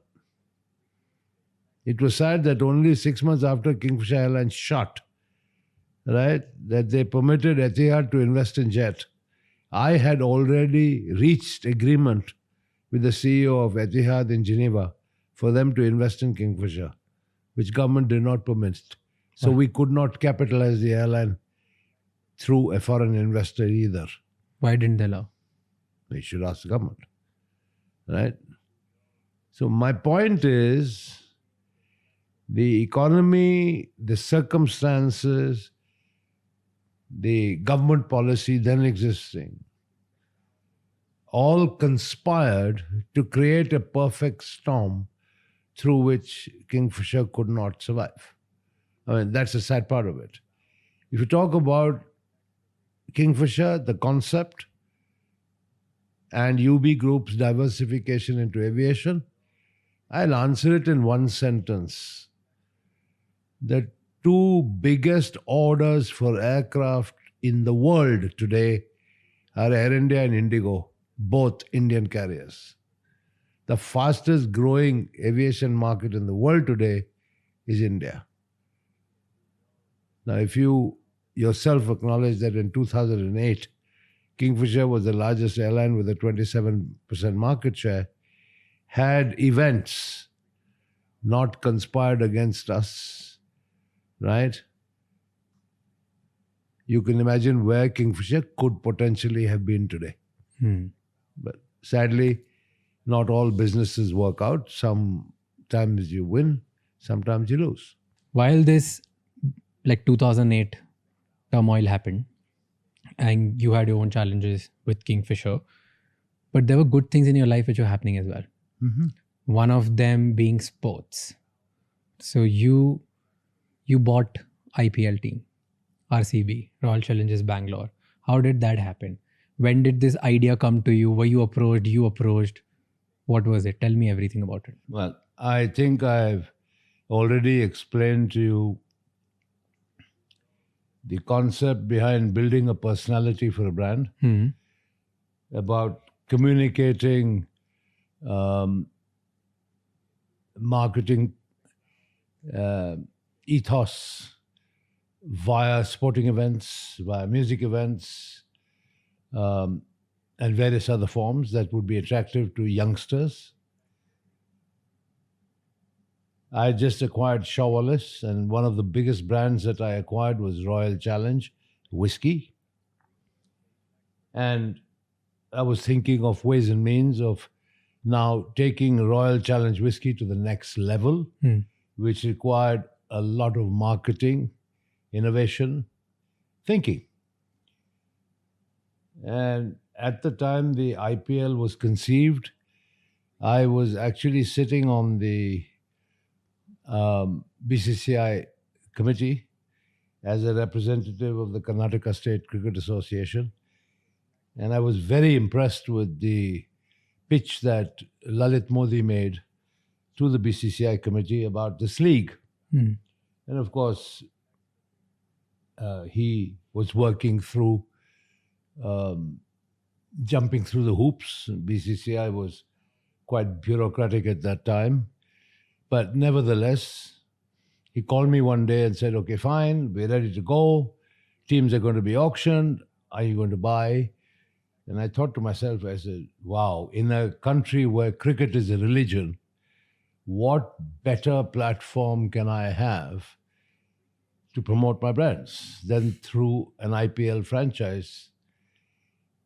And I got greedy. I wanted one for Kingfisher and one for Royal Challenge, my whiskey brand. Okay. He said, no, you cannot possibly have two. You can only have one. Anyway, bidding time came, and I think I was pretty excited about having an IPL team to promote one of my brands. And so I bid for 3 franchises. Okay. I lost Mumbai by a very small amount of money, but then that's not surprising that Ambani's got it. Yeah. But anyway, I wound up being the highest bidder for 3. And I had to choose one. So I obviously chose Bangalore. And it then was natural that it would be Royal Challengers Bangalore because the whiskey was Royal Challenge. And that's how RCB was born. But it was not a business, it was not for the love of cricket, it was more like a business decision that it will help my brands.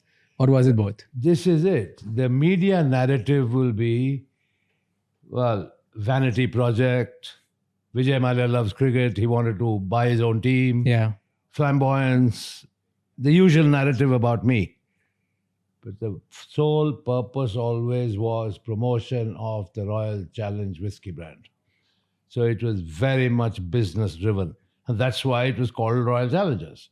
But did it help after that? Massively. The whiskey sales went up? Massively. Massively. And of course, I mean, quite apart from it doing its job to promote the whiskey brand, the IPL franchise model itself, as explained in great detail by Lalit, and which is true now, is that the revenues, the media revenues are so high, the payment of the franchise fee over 10 years is over. So now there's a significant net profit for every franchisee. It's like a very profitable running independent business. So much so for it being a vanity project. How much did you buy it for? I think $112 million is what I bid. And that time it would be like 600-700 crores or more than that. Yeah, I think, but Lalit was clever. Everything was denominated in dollars. The bid price was. Okay. So I think 112 million, which of course people balked at that time. But in hindsight, if you look at it and do the math, it was a top class investment. I mean, look at what the teams are worth today. Yeah. I mean, they're worth $1 billion. One thing which was exciting in your pitch, in your bid for RCB, was Virat Kohli. Virat I picked Kohli, Virat. under 19, you bid for him. And if I'm not wrong, you got it for like 20 lakhs something. Correct. Why did you pick Virat at such a young age? Well, obviously there were the young cricketers, and it was draw by lots, right? And fine, I got lucky, so I got to pick, and I immediately went for Virat. I looked just, I think, shortly before the actual selection process.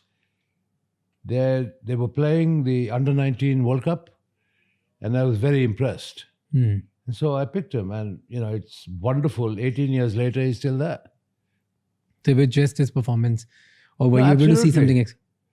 Yeah, he was a young kid at that time when I got him, but full of energy, great talent, and one of the greatest Indian cricketers ever. If you had the choice to pick 2 or 3 players from other teams for RCB today, who would you pick? If dreams could come true, Jasprit Bumrah. Yeah. If dreams could come true, Surya Kumar Yadav, Rishabh Pant, and KL Rahul. If I had these 4, I wouldn't need anybody else, and definitely win the trophy. And do you think this year, even when you don't have these 4, you would The RCB win lineup, the trophy this year? The RCB lineup is pretty balanced. Top class batting lineup, a much improved bowling lineup. I haven't seen Bhuvneshwar Kumar play in RCB colours yet, but he's a top class bowler. But as a unit, I can say it's a pretty balanced unit, and now it all depends on on-field performance. This year the captain, Rajat, he's from my city. He's from my neighborhood. Oh. like he was literally like 2 houses away from my house. Rajat Patidar. So this year, even though I support Mumbai, but this year I'm still voting for RCB. Okay. And I'm like, okay, let Rajat win the trophy. Okay, but it occurs to me that RCB never winning the cup has actually worked in the RCB favor. Do you think so? In what way? In cult following. No. Even though you guys have, the RCB has never won. You see, that is because the day RCB was conceived. We have had a comprehensive program of fan engagement. Okay. Right? We've had the IPL window is 2 months. Well, we have had activation programs stretching over all 12 months to keep the RCB fans engaged. So it is once again a clear-cut marketing strategy and fan engagement strategy, which has worked. That's why we have such extreme loyalty that win or lose, the chant of RCB is always there. Give me an example of the marketing trick you have. There's so many. I mean, you watch the activations of RCB. Longevity, right? You remember Ooh la la la le le oh? Yeah. Remember? Yeah. Ooh la la la la le, oh. Yeah. When was this conceived? You don't know. Well, let me tell you. 1996 World Cup of Cricket. The Kingfisher West Indies cricket team. Now, back in 1996, I put the Kingfisher logo on the West Indies, not Indian, cricket team. Okay? And because why? The personalities of the West Indian cricketers, fun, dancing, music, their entire swagger that suited the Kingfisher brand. That was when the jingle was conceived, which lives on till today in 2025. Yeah. Wow. It was conceived before I was born. And I still remember it. So you have been king of marketing. You have done so many marketing gigs, right? Was the Formula One also a marketing stint for Kingfisher? See, I told you earlier that I've always had racing in my blood. I've always loved racing cars. I was then involved with the motorsports clubs in India. I was chairman of the Federation of Motorsports Clubs of India for many years. And the job of the federation was basically to promote motorsports in India. Now, for anybody who is into motor racing, the absolute pinnacle of motorsport in the world is Formula One. Right? Now, what is Formula One all around? The image of Formula One, big box, glamour, seriously competitive racing divided by hundredths of a second, full of excitement, etc., etc., etc. All the attributes I have employed in different ways for my brands. And plus being a motor racing enthusiast, right? It was a dream to have a team on the F1 grid. So when the opportunity presented itself, I did it. Right? I did it. Now, I named it Force India. I could have easily named it Malaya Formula One, like Williams Formula One, for instance. Right? Why did you keep Force One? Because I wanted the Indian flag to be on the grid. I wanted the world to know that the team with roots in India of all countries was at the pinnacle of motorsport. And that is why I called it Force India. And I had the tricolor on the car. Of course, I also used the platform to advertise my brands. Yeah. Okay, including Royal Challenge, whiskey, White and Mackay, which we owned at that time, Kingfisher, then the airline. So the car, the livery of the car and all the merchandise around Formula One had a lot of our brands on it for promotional purposes. But the core reason was to put an Indian Formula One team on the grid. But you invested quite a lot of money on it, right? Sure I did. I mean, Formula One's not cheap. Do you think that was a bad decision?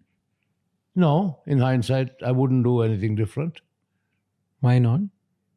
Why not? Because you had to sell it, right? And I think a lot of accusations are for the same brand.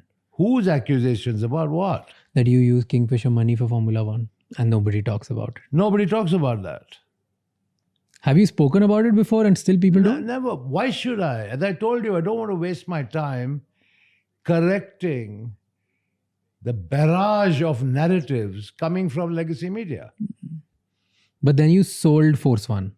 Yes, Force One became Racing Point. Yes. And You Racing sold it to Point Lawrence now Stroll, right? is Aston Martin Formula One. Yeah.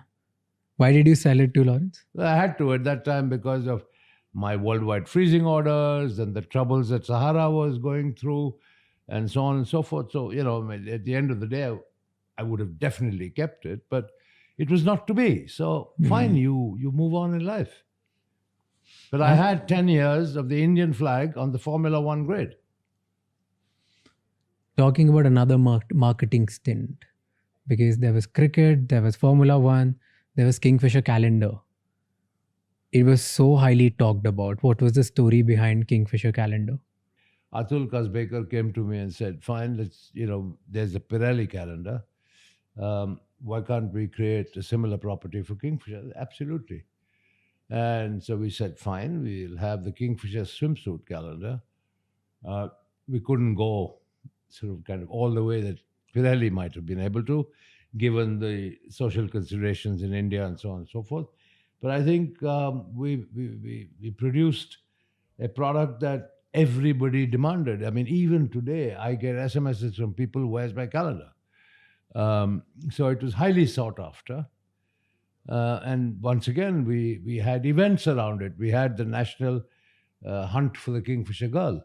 That was national. So we broad-based it. And we chose models through a national hunt. And then, of course, we'd have events around the calendar, shooting the calendar, and then launching the calendar, all of which was consistent with the brand positioning and marketing strategy of Kingfisher. And why do you think that girls who became or who landed on the calendar, their careers skyrocketed? Well, because we chose the right girls. I mean, whether it was Deepika Padukone, whether it was Katrina Kaif, I mean, we had all the heroines and the stars on the calendar in their younger days. But they were not stars back then. They were became not, after. We picked well. We picked the right talent. Did you also help them after the calendar, or it was just the engagement was They only till then? came with the calendar, and that was it. I did it because it was a fantastic marketing tool. Didn't bring anything to me personally, but it did wonders for the brand. The same thing with the McDowell marketing campaigns, right? Okay. Talking about fast cars, I've always been passionate about cars. Right? And I have owned good cars, but not a fleet of them. In India, I had a couple of Mercedes cars, one Rolls Royce and one Maybach. That was it. That was all I possessed.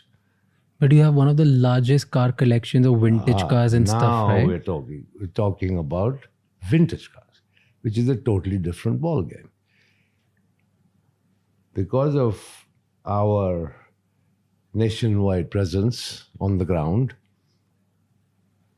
I told my people, look for vintage cars because they were hugely neglected. Many cars went to India in the 20s and 30s.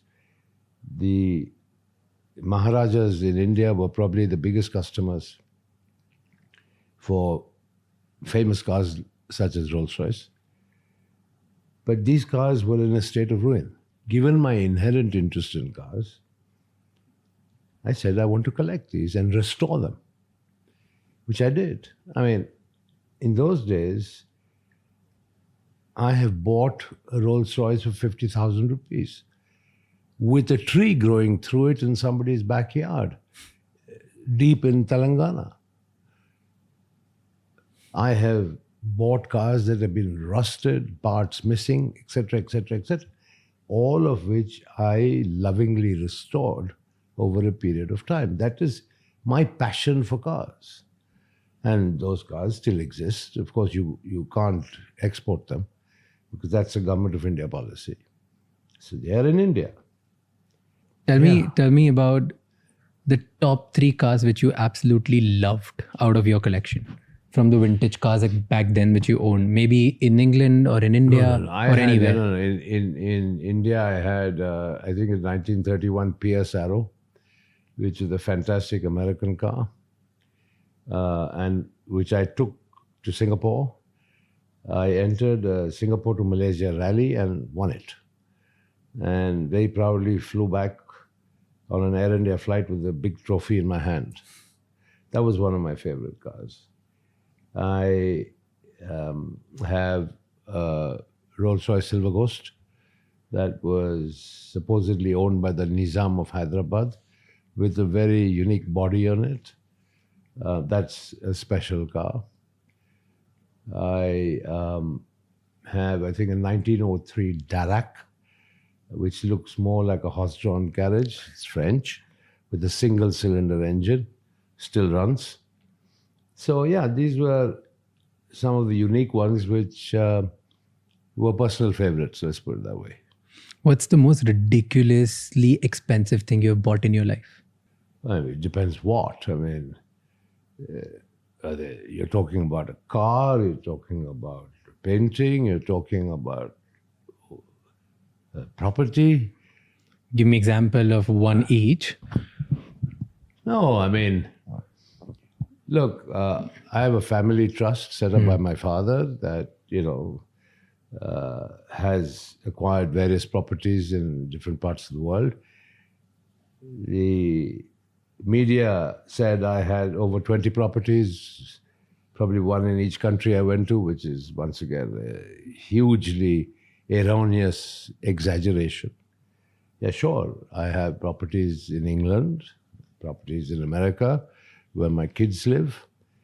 I had a lovely property in France, which you rightly pointed out, owned through Gizmo, which is a holding company. And then when I had the big brewery business in South Africa, we had a home in Cape Town, which was sold when the business was sold because I had no reason to keep going there. That's about it. And you talk about one of your houses which was very spoken about, actually two of them. Yeah. One is that big bungalow which is in India at the Kingfisher That's in Tower. Bangalore. Bangalore. It What was the intent? It started off as a joke. Okay. What story The behind it? brewery house, which is the bungalow, was on that piece of land for over 100 years. That's where I grew up. In that bungalow. Yeah. That's where my father lived.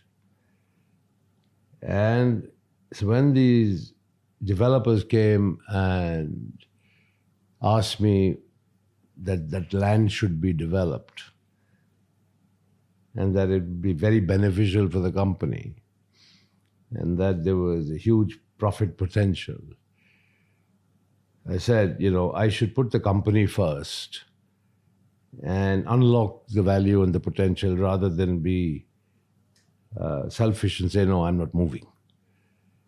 So in a joking way, I said to Irfan Razak of Prestige, very dear friend of mine, top man, I said, Irfan bhai, if you lift this building and put it on top of the tower you want to build, I'll agree.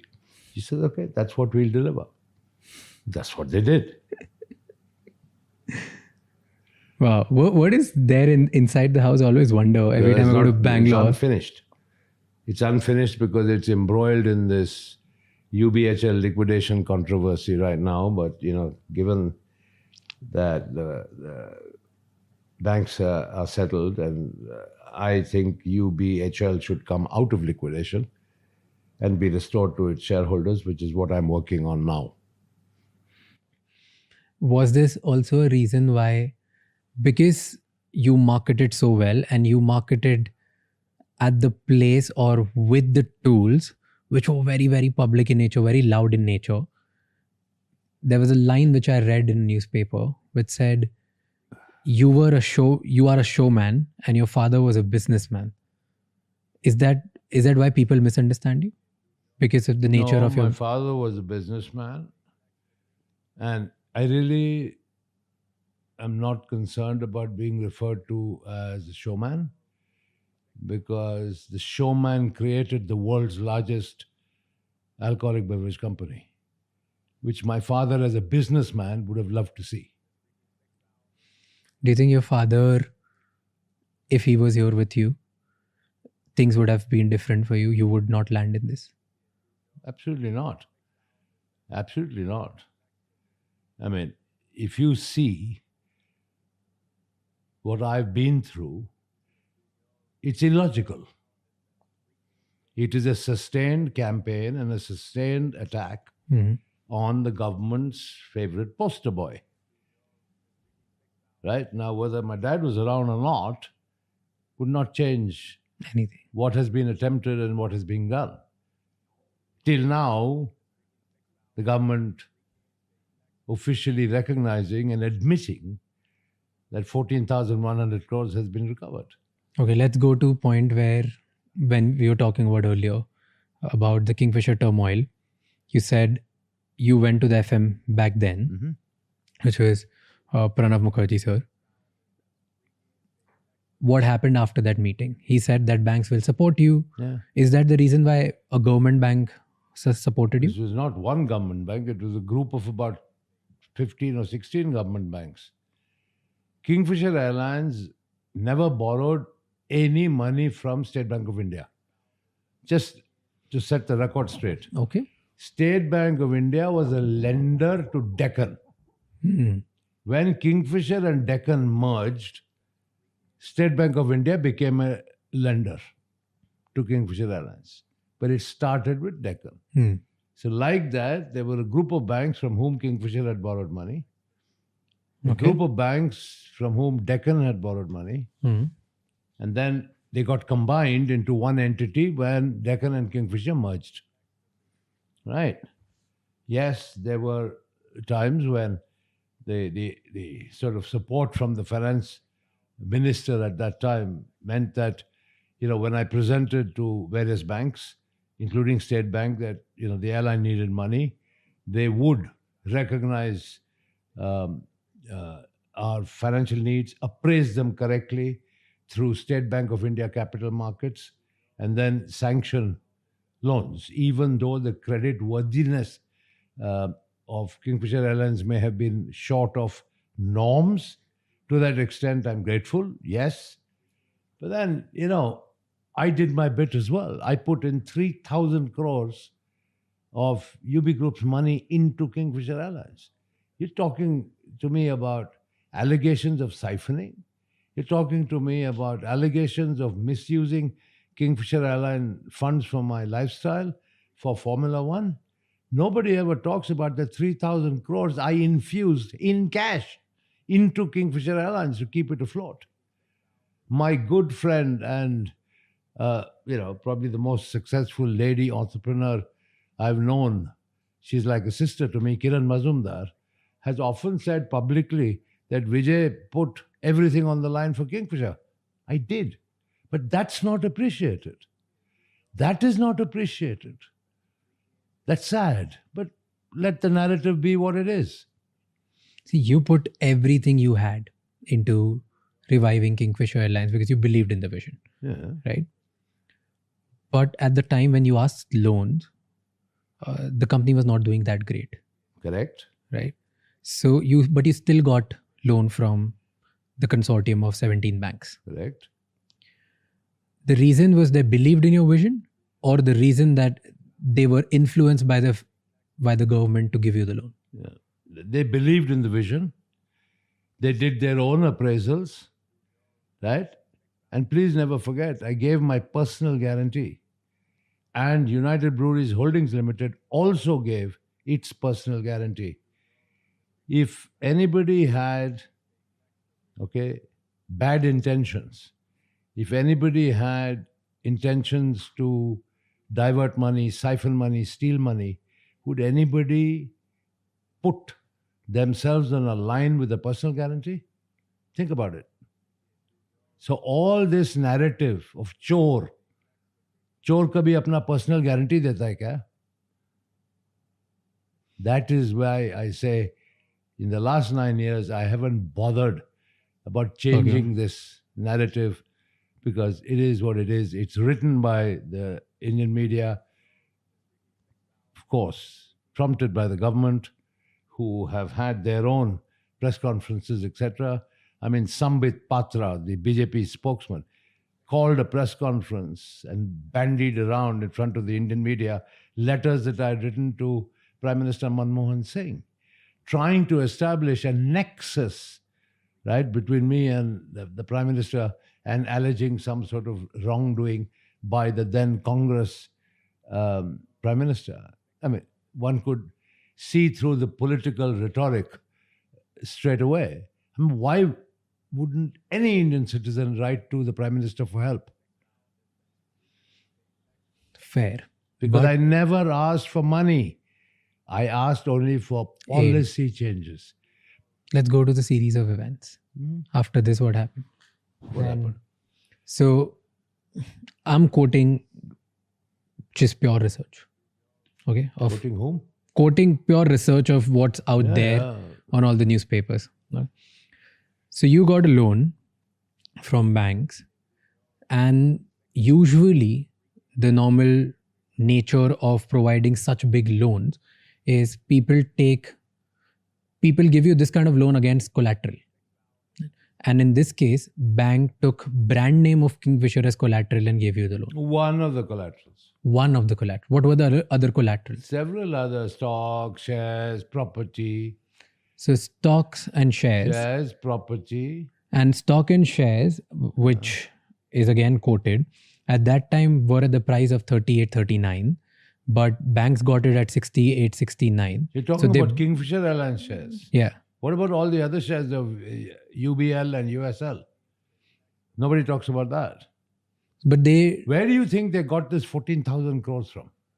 I'm talking about back then. Like, not. 1 minute.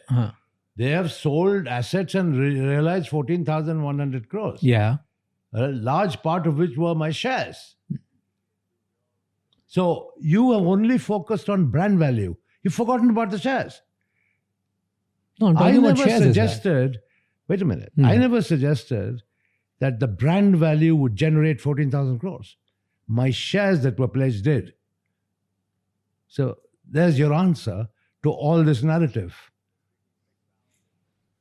So you're saying that... I'm not saying, it's fact. No, so the facts are, which you are quoting, is they took shares of Kingfisher Airlines at the double price because they were also getting shares of UB. Mm-hmm.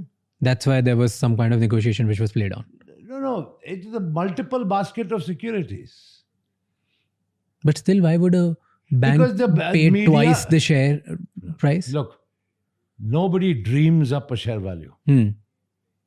Okay, there were professional merchant bankers, including State Bank of India capital markets involved. They arrived at a share value. The part of the loan package was that Kingfisher's shares in the airline itself needed to be pledged to the banks. But that was not the only pledge. It was part of a basket. But then the media chose to focus only on that. So I would like to ask the legacy media, where did the 14,000 crores come from? But you made such a hullabaloo about share price of Kingfisher Airlines. Now you see. Now do you see how people pick and choose to discredit you? Isn't it pretty evident? Okay. So then this happened. Again, a business decision by banks. They did everything. There was no influence involved. It was pure play business decision by a bank between you and the banks. You should ask them this question. You lent the money. On what basis do you lend the money? They should answer the question. I'm the receiver. First of all, and let me clarify here, when you keep saying you borrowed, I never borrowed one naya paisa. Vijay Mallya has never borrowed a single rupee from anybody ever. It was Kingfisher Airlines, the running company, that borrowed. I was a guarantor. Please, there's a big difference. And then the money came in, but Kingfisher Airlines was still bleeding. Whatever the case may be, I also put 3,000 crores. You put in 3,000 crores, you put in everything, and you tried to revive it. And then one series of events happened where there was a non-payment of the oil bills, and that's why the oil companies started asking you for advance money, and that shaked you a little bit more. But yeah, the working capital cycle got disrupted. It's natural. Then there was another series of events that Kingfisher Airlines was not able to pay the airport fees, the landing charges. Listen, when a company goes through a cash flow issue, it affects everybody. Yeah. You cannot isolate one particular creditor or vendor. No, so I'm coming to something. If there's a cash shortage, okay, it's across the board. So across the board, then there were catering companies which were affected. Whoever. There was no food. Everybody. After one by one, there was non-payment of certain things, cash flow issue. Did you, at any point, did you think that this is not going to work? You were still pushing. You were still trying to push it. I was pushing in the hope that the foreign investment that I had already negotiated was going to fructify, which I had already agreed, right, with James Hogan. But the permission never came. It was sad, and I guess my misfortune, that 6 months after Kingfisher collapsed in October 2012, that the same Etihad was granted permission to invest in Jet Airways. Okay. Then another thing happened. Okay. So you were expecting all of this would happen. You asked your people, your staff, your employees to wait that the money will come in. Yeah. But they were not paid. The staff was not paid. Sadly, no. Right? But there's again a statement that your international employees were getting paid, Indian employees were not.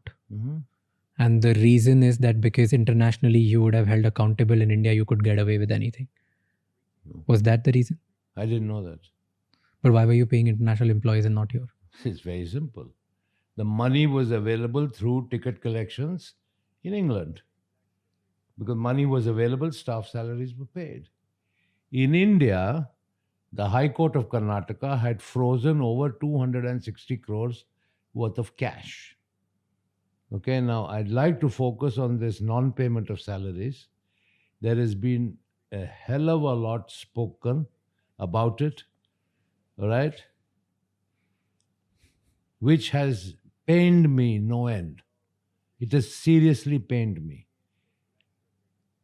In my track record as chairman of UB Group, I would ask anyone to check on how I cared for my employees. I was proud of the care that I gave to my employees. Why would it be different for Kingfisher employees? The company in India had no money. There was UB's money of 260 crores in the bank with the bank under the control of the government of Karnataka. We applied officially and formally to the High Court, please release the money to pay the salaries. Court said no. Why? The same banks objected. The same public sector banks objected. Why? Why? Because they They said wanted. that money belongs to them. Because the company had defaulted in payments. But as far as I was concerned, I asked the court, please release those monies to pay the employee salaries. The banks objected, the courts refused. But you personally took salary from Kingfisher Airlines, 33 crores a year? No. I took salary of 33 crores a year, I wish. Why do they talk about it Who then? talks? Show me the balance sheet where it's written. Can you show me? Not the balance sheet, but the media talks about it. I can show you an article. Ask the media where's the balance sheet. So you never took salary, I never took 33 crores of salary. or did you take any salary when other people were not getting paid? Obviously not. I mean, you really think I'd pay myself to the exclusion of other less well-to-do employees? That's what the world thinks. That's unfortunate view of the world about me, which is sadly completely false. But then they all were on the road striking against you. If you No, would I'm- have spoken to them in a nicer way, probably, or I don't know. Spoken to them, tried to explain to them, but at the end of the day, they did what they thought was best. They were under stress. I respect that. I'm not blaming anybody.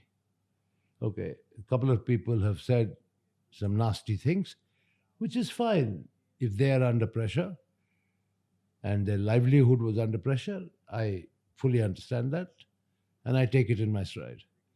But the fact, any suggestion that I willfully did not pay or that I ignored them and enriched myself in the process is completely false. While all of this was happening, something really tragic happened. One of your employees' wife committed a suicide because they were not able to pay themselves. Were you aware of that? I became aware of that, and upon investigation, um, that was the culmination of a long standing dispute, marital dispute. It was convenient to blame it on Kingfisher Airlines and non payment of salaries. Once again, when people are under stress and under unpleasant circumstances, I don't want to um, comment on it in an unsavory way. It would not be right on my part. I mean, my sympathies are with the family that lost one of their kin. But I can tell you that we investigated the matter, and okay, sadly the tragedy did happen, and yes, sadly, equally sadly, that family had not been paid their salary. If you'd like to blame it on me, fine, I'll take the blame. As I said, I'm not afraid of taking blame where blame is due. Now, I can face up to reality and truth. Did you feel like you should have said sorry to employees? Because I you were sent not able to. condolence letters. Of course I did. Yeah, but I didn't copy the media. I wrote a letter of condolence, but I didn't copy the media. Here's what pissed people off. That in your private life you were enjoying. Yeah. You were buying the Tipu Sultan sword.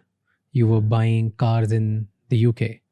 The value of a Tipu Sultan sword would not have paid salaries. The two Mercedes-Benz cars, the figment of people's imagination, would not have paid the salaries. And if your suggestion is that I should have laid low in some artificial way, forget the employees, forget the shareholders of all the other businesses, United Spirits, United Breweries, MCF, everybody. Really. That would have been very fair, isn't it?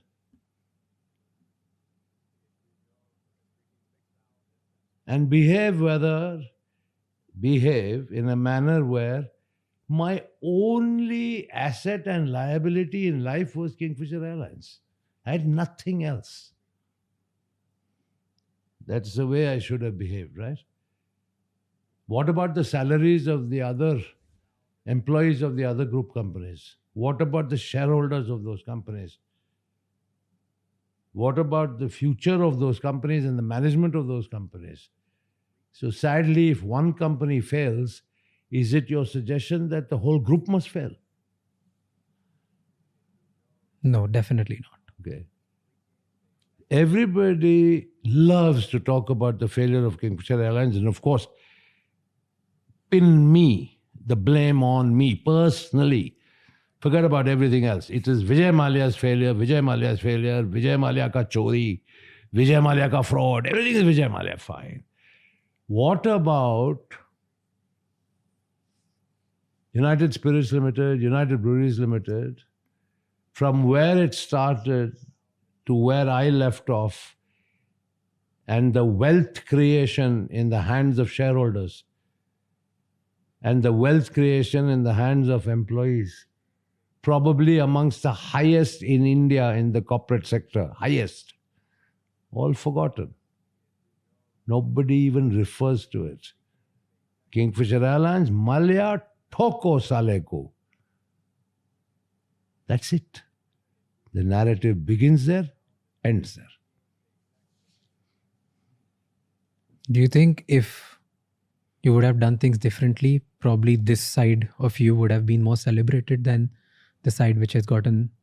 Once the media started, beginning with one particular channel whose anchor is known, right, to shout the house down, right?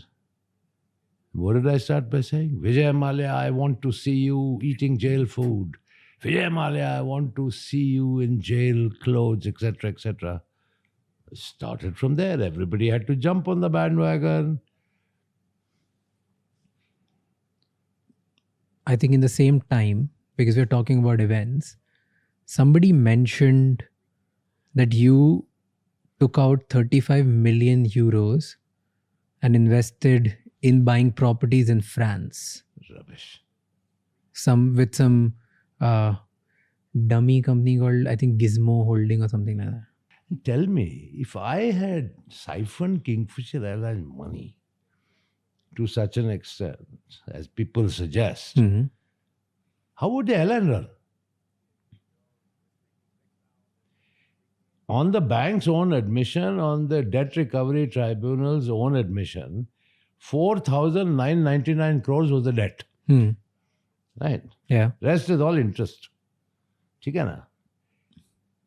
The suggestions are that I have stolen or misused most of that or all of it. How would the airline fly?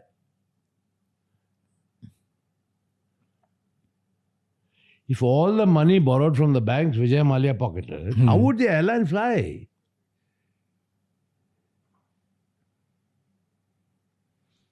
See, so all these allegations and false narratives being painted by people, if you analyze them, they make no sense.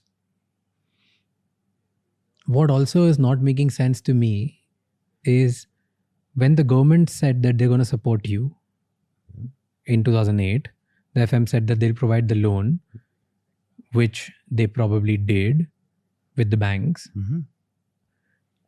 Later in 2011, the union minister of the same government they started objecting that you were not paying even taxes. 150 crore was pending, and they started putting you in the public eye. But they were arrears. They were arrears. Nobody is disputing that. But compare my arrears with Air India's arrears. Air India's arrears were probably 10 times that of Kingfisher Airlines. That was because of the stress of the aviation sector. And why did Air India didn't get anything and you got everything? Every little scrutiny happened with you if Air India was in trouble more than you, which actually was the case. It's a fact. Yeah, it's a fact. They were in a more daunting situation than yours, like the airline. Yeah, but all the focus was only Kingfisher. Why?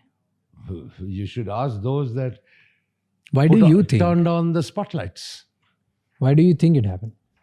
Like clearly combination of animosity, jealousy, whole bunch of factors. And, once again, unproductive things to think about.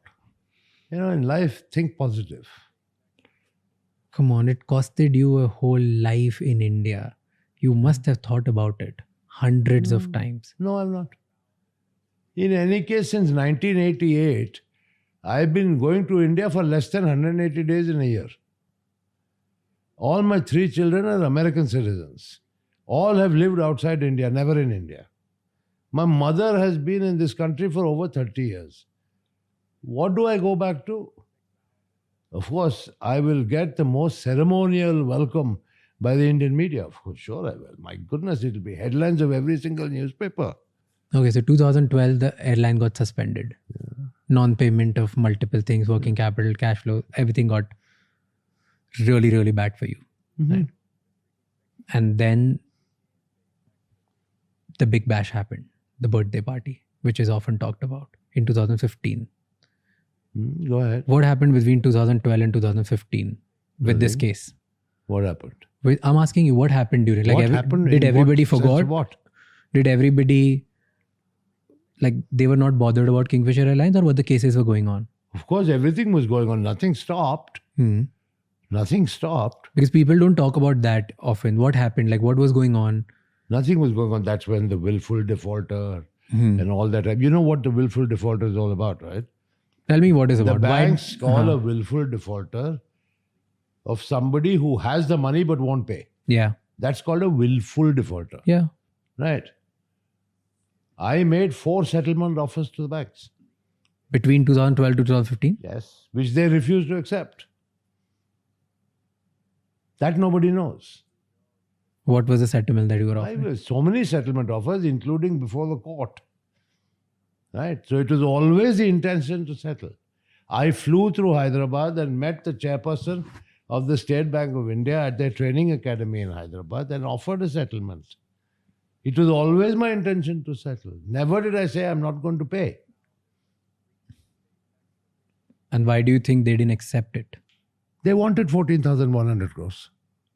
That's why they didn't accept it then. They didn't want your 5,000 crore because they were expecting it to go up. Like the sale of your assets will be much higher than. Whatever. Is that? Yeah. Had they accepted my offers, they would have got 5,000 crores. Today they've got 14,100 crores. But is there any proof do you have where you offered them settlement and they didn't accept from Take 2012 out to the records 2015? of the Supreme Court of India. The proof. What better proof than the records of the Supreme Court of India? Public documents.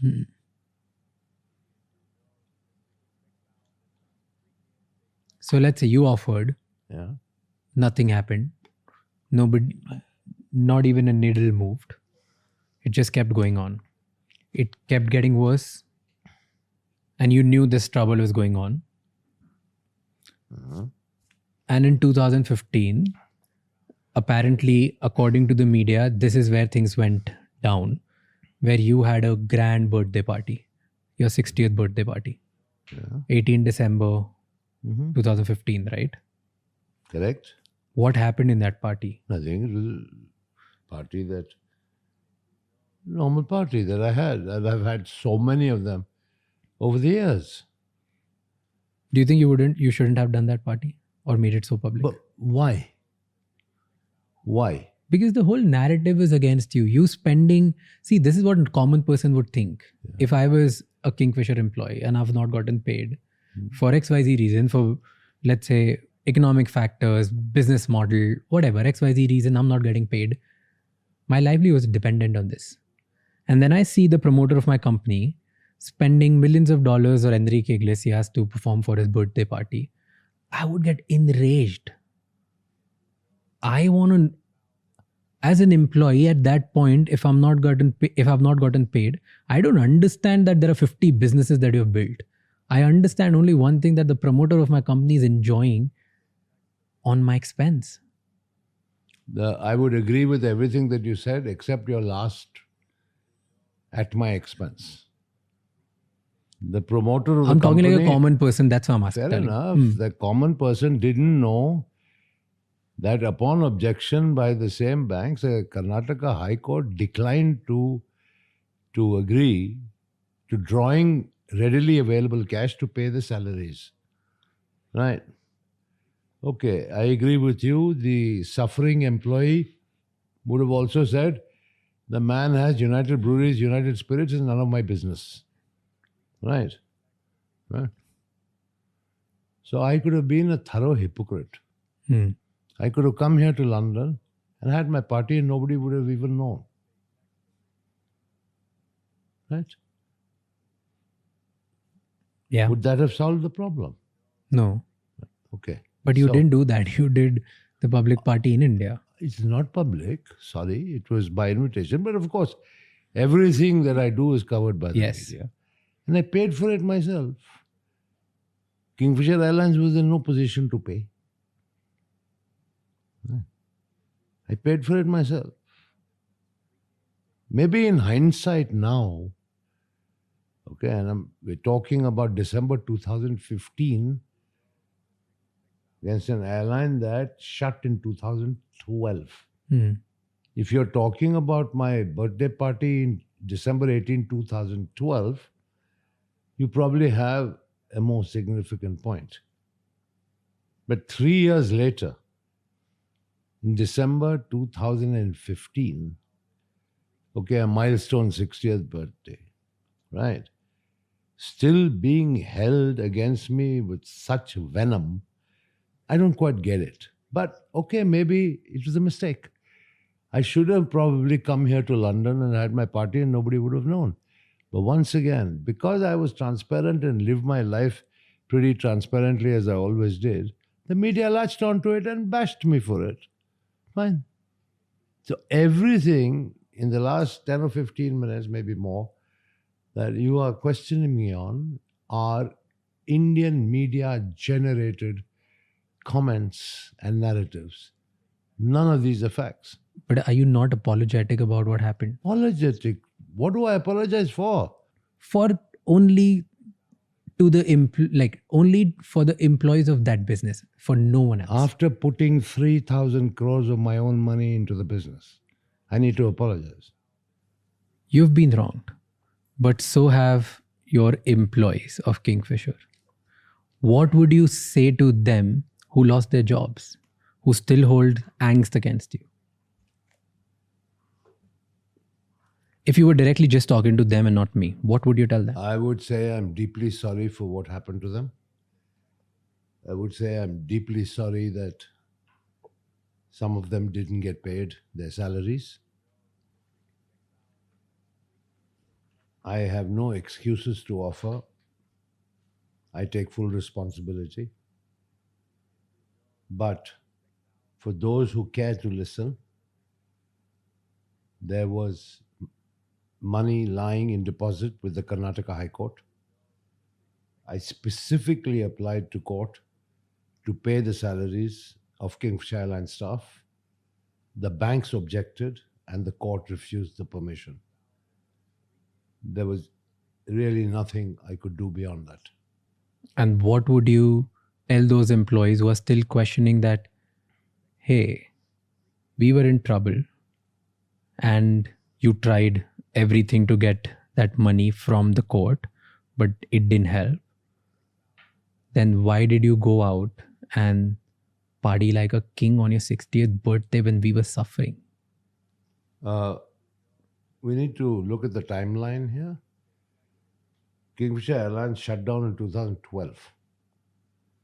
My 60th birthday was in December 2015. Right? There was nothing I could do in the interim to find money to pay the staff in particular, because any money that could have been infused theoretically would have been taken by the banks because all the assets were frozen.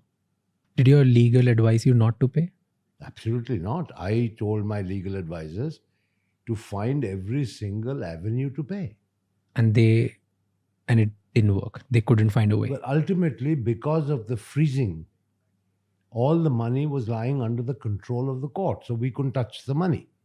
And every penny that you would have infused just for their intention to pay your employees would have still gotten frozen. You see, the court order did not differentiate between employees and general corporate purposes. Mm-hmm. Any money in the account of the airline was frozen. Frozen by the banks, frozen by tax department, frozen by service tax. Everything was frozen. The chunk of available cash was with the court, and that was actually cash of UBHL, not Kingfisher Airlines cash, of United Breweries Holdings Limited, one of the co-guarantors. UBHL said, we want to pay Kingfisher Airlines staff salaries. Please allow us. The banks objected, and the court did not give permission. That is fact. I would feel very sad if somebody said I had no intention to pay or that I ignored to make the efforts. I made every single effort I could. Do you ever feel sorry that you couldn't do anything to give money to the employees? Obviously, but are you suggesting that I'm not sorry for what happened to Kingfisher and the collateral damage that was caused to everybody? I'm asking you, are you? I said I was very sad about the fact that You were sad, but were you failed. sorry about it? Sorry. I apologize publicly to everyone for the failure of Kingfisher Airlines. Till today, I'm willing to apologize. I did my very best. I tried very, very hard. I put in my money, blood, sweat, and tears. It didn't work. Sadly, it didn't work. I'm very sorry. At the end of the day, frankly, It's what I think of myself when I look at myself in the mirror in the morning. Have you done good or have you not done good? Are you a success or are you a failure? What is the answer? I'm a big failure according to Indians. Fine, I'm a big failure. But when I look at myself in the mirror, I don't see failure. But does it bother you? Who created 1.75 lakh crore of market cap in the alcoholic business? Who created it? Even after creating such a behemoth, people think you're a failed business owner. Fair enough. So let Does them it think. bother you? And who made Kingfisher Airlines so public? Who made it? Damania Airways started and failed. East-West Airlines started and failed. Right? Jet Airways eventually failed. Right? Modi Luft started and failed. Right? Paramount started and failed. You read about them? Only Kingfisher and Malia. Is that not a targeted attack? Because here's what got crafted after it. Who crafted it? I'll tell you. I'll come to that. Tell me. Then, So tell me, what about all these other aviation failures? see, nobody cares about them because nobody was as public as you. So now we're talking that I pay the price for my own public image. And the fact that you left the country. Which is another. Yeah. So I'll come to the series of events of these, both of them. No problem. Okay. So 2015, December, this happened. Before that, CBI started investigating you. And I appeared before the CBI 4 times. And CBI concluded their case that they found you siphoning the money. Was that the thing? Completely false. Okay. There is no allegation of money siphoning by CBI. What did CBI conclude? Nothing. That I spent on a private jet, which was Kingfisher Airlines' own asset, Yeah. that I misrepresented to IDBI while taking the loan. What did you misrepresent? That I misrepresented. You asked me a question about brand valuation, right? So one of the allegations is brand valuation. Was it also bizarre? Like IDBI gave you loan in just 2 days, and on Sunday you got the money transferred in your bank. Yeah, but then that was a short-term loan. Okay. They got the money back and then they participated in the consortium lending. Okay. Yeah. So, but there is no allegation of siphoning money. None. Zero. So it was misrepresentation Yeah, that's and it. using that money or using the Kingfisher loan proceedings to buy a private jet. Not private jet was owned by Kingfisher Airlines. The Kingfisher Airlines own asset. They said I misused it. I misused it for personal trips. Did you? I think if you see the line of private jets starting from Mr. Ambani's in Bombay Airport and ask them who uses your jets, you'll get the answer.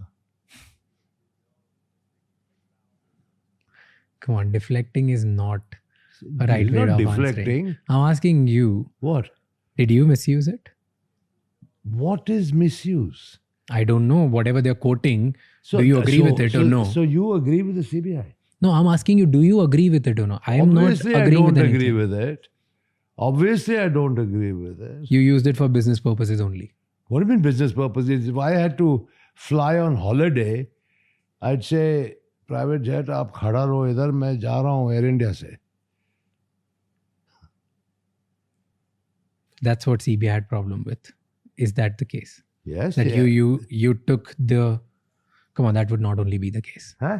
That would be a part of your case. Let's say But using... this is what I'm saying. The principal one was misrepresentation. Okay. Yeah. So that is first. that's it. Misrepresentation. And because of this, they issued an LOC. They issued LOC, right? Lookout circular to the immigration office that Vijay Mallya should not leave the country. No, I'm not aware of any of that. Okay. Because then there was a public issuance against in 2015 where the LOC which was issued for you had few words changed. I know nothing about this.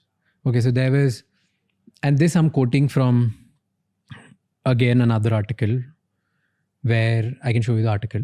Yeah, Where yeah, it's I've never heard of this before. okay. So the article said that you met with someone really powerful, and after that, in just few months, the lookout circular got changed, and the lookout circular changed into okay. Next time to the immigration officers, that if Vijay Mallya comes to the airport and want to leave the country, you need to inform us where is he going and for what purposes.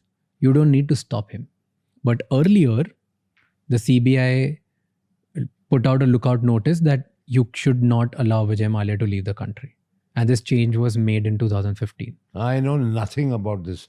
This is the first time you are informing me. I went in and out multiple times. During the entire Never tenure. never a problem at all. And what you're telling me now is news to me. I've Wow. never known of a LOC issued or any other form of notice. The change happened on 24th November 2015. Just few words. No. And it specifically read, this was a fresh LOC, that he needs to be questioned before leaving the country. Where is he going? And this needs to be informed to CBI. After that, he can continue traveling. He should not be stopped. That's fine. That you said when in 2015? 24th November 2015, a fresh LOC was And before that? circulated. Before that, there was just, I don't have the I must exact have date. gone in 4 times before that. Oh, So then, where's the LOC? so all of this is random thing that you met someone really powerful in Delhi and got changed, and you changed your CBI circular or something. Nonsense. Okay. Then another thing, then another series of event happened because after your public birthday party, people started losing their shit. They started getting pissed. It became even more public. This 2015, end of it. Your Supreme Court interfered, I guess. Supreme Court entered in this whole case, and they put up a bench that 3rd March 2016, your case needs to be heard or needs to be represented in front of Supreme Court. On 1st March 2016, I think you were in Delhi, you went to the parliament, and 2nd March, you left the country. One day before when you were about to be present in front of Supreme Court. Is all of this real? Or none of it is real? No, this is completely false. There was no Supreme Court hearing. I was not summoned to court. I'm not aware of any court hearing. I told the finance minister, Arun Jaitley, before leaving for the airport. And then I flew from Delhi to London. I was on my way to Geneva for a FIA World Council meeting, which was fixed months ago. I told the finance minister because I went from Parliament to Delhi airport. When this news hit the media, once again, it created a storm. Yeah. People went running to Mr. Jaitley. He denied meeting me. A Congress MP saw us and then said to the media, no, I saw them together. Mr. Jaitley had to retract his statement and say, yes, I met him, but only while I was walking. It was a fleeting meeting. I never said I went to Mr. Jaitley's office, sat in front of him, had tea with him. All I said is I told the finance minister while leaving, I'm going to London, I have to go to Geneva for a meeting, I'll be back. Please tell the banks to sit across the table and settle with me. How long does this take, this one sentence? A minute or two. चलते चलते बात हो सकती है ना? हाँ. मैं थोड़ी ना कहा कि मैं कुर्सी और मेज के सामने बैठ के डिस्कशन कर रहा था. But you see the way He denied it. Then when the Congress MP pointed out his mistake that he saw us, he quickly changed. This is the problem with the media, particularly where I am concerned. They conjure up stuff, they blow things well out of proportion. Well, okay, if it's good for their business, let them continue doing it. So all of this is nuisance that on 2nd of March, you left Delhi airport for London in a Jet Airways flight 9W122 from T3 with 55 big suitcases. And somebody says 27, somebody says 55. I mean, different newspapers, different stuff. What difference does it make? They say LOC, then they say no LOC. Then I tell the finance minister I'm going. Then he says no. Then he said no, he had a fleeting meeting with me. And all this 15, 18 suitcases, complete and utter rubbish. So your intention was never to leave the country. Look, please understand this whole narrative of Bhagya, Bhagoda. Because this is where it starts. Yeah. This is coming from people who don't know their facts. Tell us the facts. I came to England in 1988. I got my indefinite leave to remain, ILR, in 1992. For 32 years, I have been a permanent resident of the UK. Allowed only to spend 180 days in India because I have preserved my non-resident status since 1988.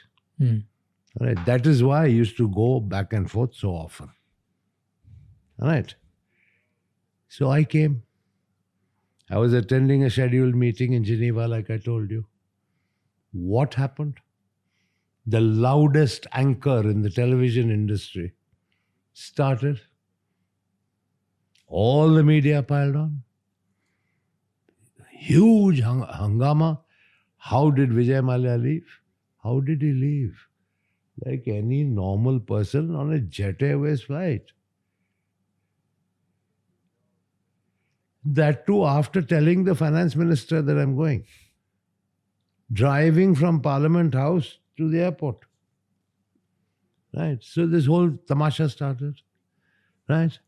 How does government normally react to media frenzy? Check your own facts.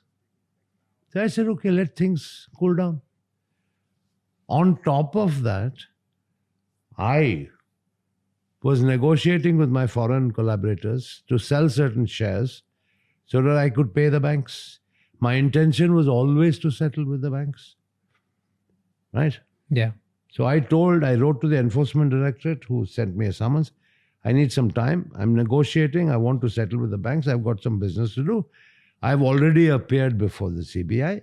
Of course I will appear before you. Right? Just give me some time. What happened in the meantime? They revoked my passport.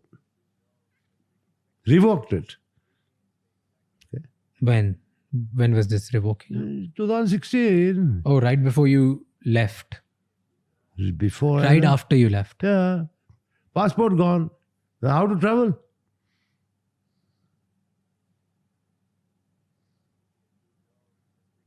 So you got stuck because they revoked your passport. Then- Your intention was to come back to country. Many things may have been different, no?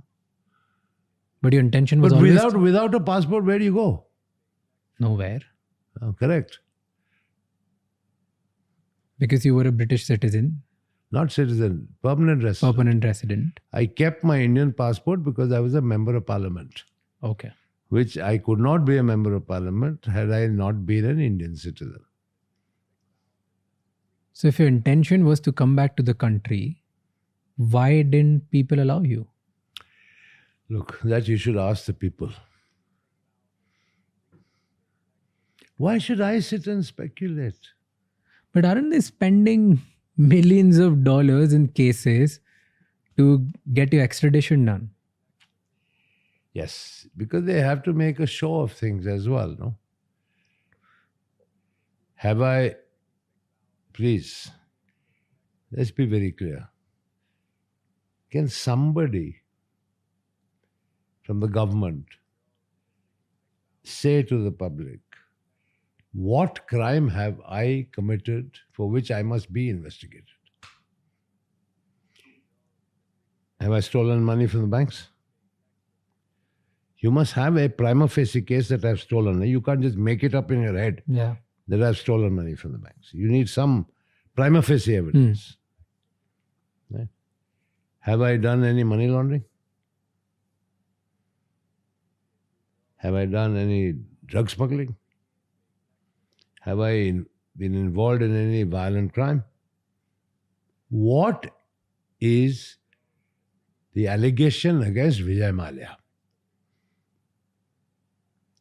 Nobody can have an allegation against Vijay Mallya of dishonesty because I have always been honest and truthful. I have never borrowed and I have never cheated and I never will. But you got this tag of willful defaulter. Willful defaulter is a person who can pay and who doesn't pay. That's a crime. That's a crime. Isn't it? You make up your mind. Then why did you freeze all my assets? You froze my assets in 2016. Right. That's how you've recovered 14,100 crores, right? You can't freeze assets of a person on one hand and call him a chore on the other hand. No? See, they call you willful defaulter because you had money and you didn't pay. And that's why they had to take such a strict action to freeze your assets. If you would have paid earlier, then they would have not done this. But if you're saying that from 2012 to 2015, you have applied multiple times in the court Correct. that you want to settle, Yes. why is all of this happening? I think it's very clear it's also been a part of the media where a particular senior officer of the State Bank of India said to a good friend of mine that as a banker, I would have settled with Vijay a long time ago. But if I do any settlement with him, I'll have the CBI on my neck the very next day.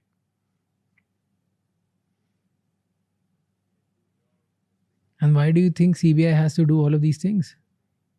Because technically banks, you're saying banks want 14,000 crores. Isn't the CBI called a caged parrot? But then banks ultimately want 14,000 crore. So they don't want anything to happen. Why would bank want to settle you? Who knows? If you go to the banks today, they may tell you, I owe even more money. Tell me real numbers. Because somewhere it's written 9,000 crore, somewhere it's written... There is no 9,000, that is all imagination. 6203 is the real number. Judgment debt. 6203, 6,203. And you have been vocal about it. I was going through your tweets. Publicly, you have been very vocal about that. Hey, I want to pay, come talk to me. Hey, I want to settle. There are multiple times you've just said it. I've shown you letters I've written to the banks. Nothing. We cannot engage with you. Period. Right? You were part of the parliament. And you were influential. You had money. You were powerful. You could do nothing about all of this. What went wrong? That probably is the cause of everything that followed. Who do you make a poster boy? Somebody who is insignificant, is it? Well, why would if you they want to? If you want to make an example of somebody, who do you make an example of? A visible person or an invisible person? Definitely a visible person. Correct. So there you've got the answer. But why would they want to make an example out of you when you were ready to settle? It was just a business failure in your terms. It suits you, to reject a settlement offer and to continue to claim that amounts are due to the banks and therefore you're a defaulter and therefore we're going to hound you and chase you. It suits the narrative. Today in India, business failure means fraud.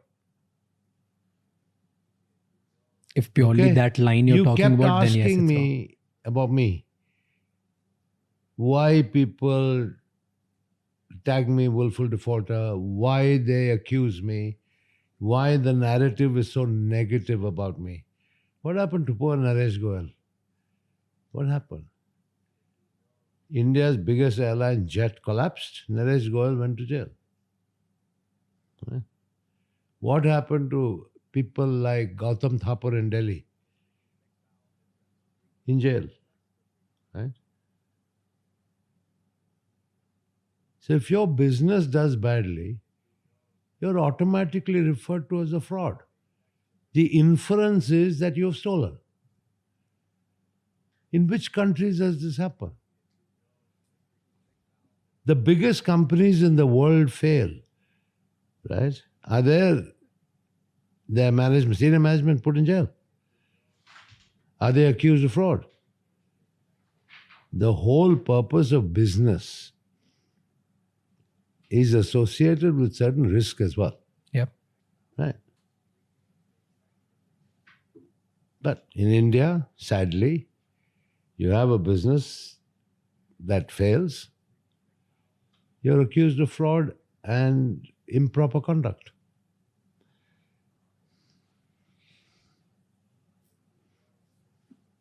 And people say, and the government and the agencies, that your fraud or people whose businesses have failed are fraud because they've taken money from the banks, which is a common taxpayers' money, which is common people's money. So if you take common people's money and you're not able to repay it, then you're considered wrong.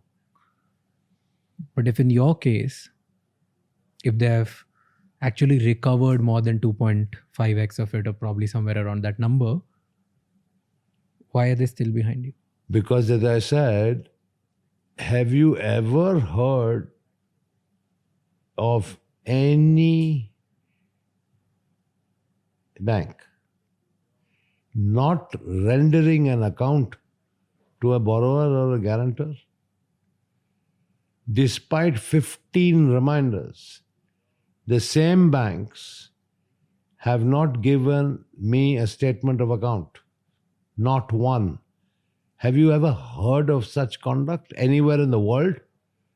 For the first time, it is through the statement in Parliament of the Finance Minister and the printed report of the Ministry of Finance that they have shown 14,100 crores recovered from me.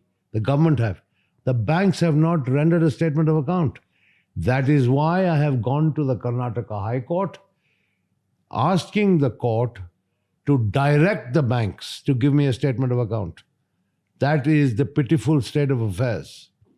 Now let me explain things to you in a summary fashion. In this entire debt of Kingfisher Airlines and the recovery, you have the recovery officer of the Debt Recovery Tribunal. Yeah.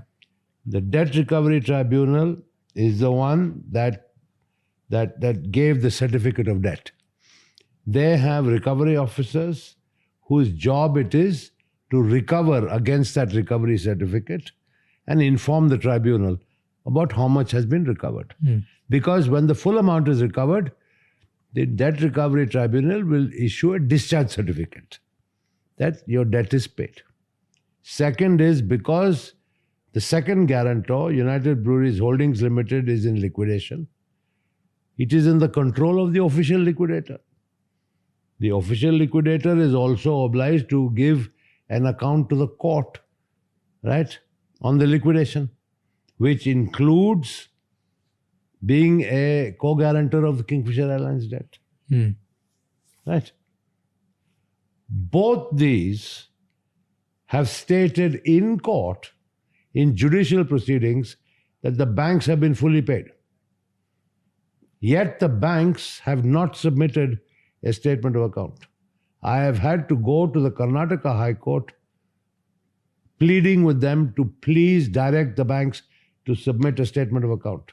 And of course, the official liquidator and the recovery officer as well. This is the conduct of those banks. And you're asking me questions about why they didn't do this and why they didn't do that. Does it happen with other entrepreneurs as well? Well, I'd be shocked if it did. I've never heard of anything like this. Do you think the Indian system gets rigged against the entrepreneurs or the business owners who get too powerful after a point? It's certainly riggable. Because in your case, this is what happened, right? In my case, all the facts are there for everyone to see. Then, sir, Simple. what's the future? Like, what's going to happen now? What's happening? In your story, what you're telling is completely different than anything and everything that any Indian person out there who will do little research about you would find. It's completely different than what you're telling. But if you do research on me, what are you going to find? You will only find the narrative generated over a period of time by the Indian legacy media and to a certain extent the government and what they have said. And of course, when I say government, it includes CBI and ED and this, that, and the other. All right, that's all you'll find. All of which is false narrative, either deliberately written or, in some cases with the media, ignorantly written. So, is there a businessman, politician, media kind of nexus against you in India? I don't know who is against me except this government. And I made no bones about it that I am their poster boy. I am also a political football, right? You must have heard the narrative. BJP tells Congress, "Tumne loan dilwaya." Congress responds to BJP, "Tumne bhagne diya." Vijay Mallya is the football in the middle. What is the biggest challenge of doing business in India? Government. Explain. Government. It's in the Indian DNA. No matter what the state government or a federal government may say about ease of doing business in India, there is no ease of doing business in India. There are hurdles, bureaucratic hurdles, political hurdles all along the way. They may have reduced over a period of time, but no, I mean, you can't compare India and ease of doing business in India with any of the Western economies. But how did you manage that before? Like earlier, you expanded your group from a couple of 100 crores to thousands of crore. Then definitely you must be navigating somehow with all these challenges. What did you do? That's what I said. I had to maintain good relations with almost 29 countries.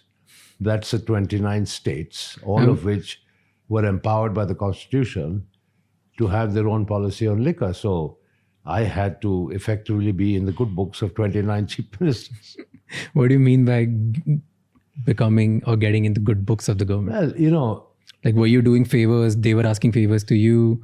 Was there? Look, let me tell you, when elections were announced, I would desperately want to take a holiday outside India.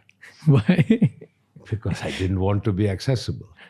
The politicians always felt that, the liquor business was the cash cow that would meet their electoral aspirations. And, sometimes these aspirations were completely unreasonable and impractical. But no, I mean, look, dealing with government doesn't mean underhand exchange of money. Okay, it definitely doesn't. I mean, whoever said that, I can buy my way through X, Y, or Z is wrong. Okay. You can have good relations with people, and provided you present a proposal to them that meets their own political objectives, it works well. But would there ever be exchange under the table as well? All of that used to work or no? I'm not going to confirm or deny that because I leave it to your imagination. Because I think you know India as much as I know India. And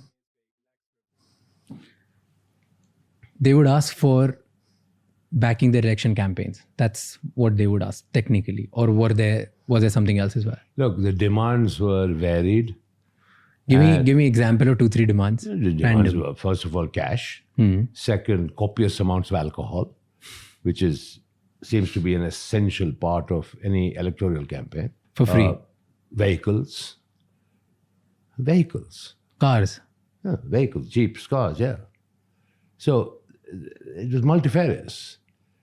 But the easiest for me was to disburse alcohol, which is, at the end of the day, I was in a privileged position heading India's largest alcohol company. I could say, all right, fine, But yeah, alcohol plays a big role in elections in India, even today.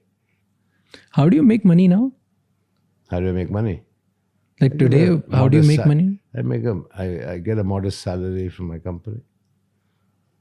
Not the Indian companies. No. So do you own anything here? There are companies here or in other countries? Of course. I told you I've been a non-resident since 1988. Okay? Even though I sold Berger Paints in 1996, I've had several other businesses outside of India for the last 30 years. What was your net worth at peak in India? I don't know, because it fluctuated with the share value. But if any number you had. Subject to great amount of speculation. Okay. Frankly, what difference does it make? What's your net worth today? I don't know. Probably zero, according to the banks. Probably. Walk me through your day today. What do you do now? Nothing. After all of this is done, what time do you wake up? How do you keep yourself busy? What do you do? Well, I have 6 dogs. I love them. I love dogs. I play with them. I like to keep abreast of international news. I love my dogs. I play with them a lot. I have a few classic cars, which I like to tinker with. But I have an office on the property next door with my staff. And yeah, as I told you, I have running businesses. And so I keep an eye on them. But sadly, a lot of time is taken on unproductive and very expensive legal matters. Sadly, once again, the banks in India, who are state-owned banks, public sector banks, carried their attack on me here even before the UK courts. So as if Indian legal proceedings were not enough. They even came here. Fine, so I have to defend myself. And the businesses that you run here, they fund the legal fees and everything that you're doing. Yeah. Let's put it this way, there's enough to go around. What kind of businesses are here? The same brewery or something else? Oh, yeah. Basically, say my core business. Alcohol, brewery, or all that. Yeah. You love it. You love doing the same thing. That's what's in my blood. I used to joke when I was young. I said I was born in a bottle.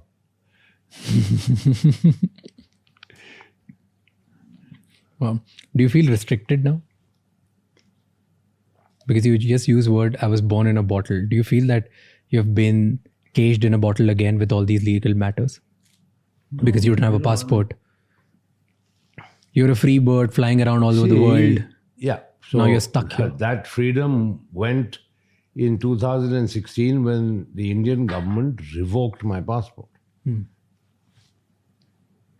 So it wasn't a suspension, it was a revocation. So I knew back then the consequence was no travel, right? So for a guy who used to be on a plane 3-4 times a week, flying around the world, to be in one country for 9 long years, certainly a game changer. It must be. But it's not a matter of life and death.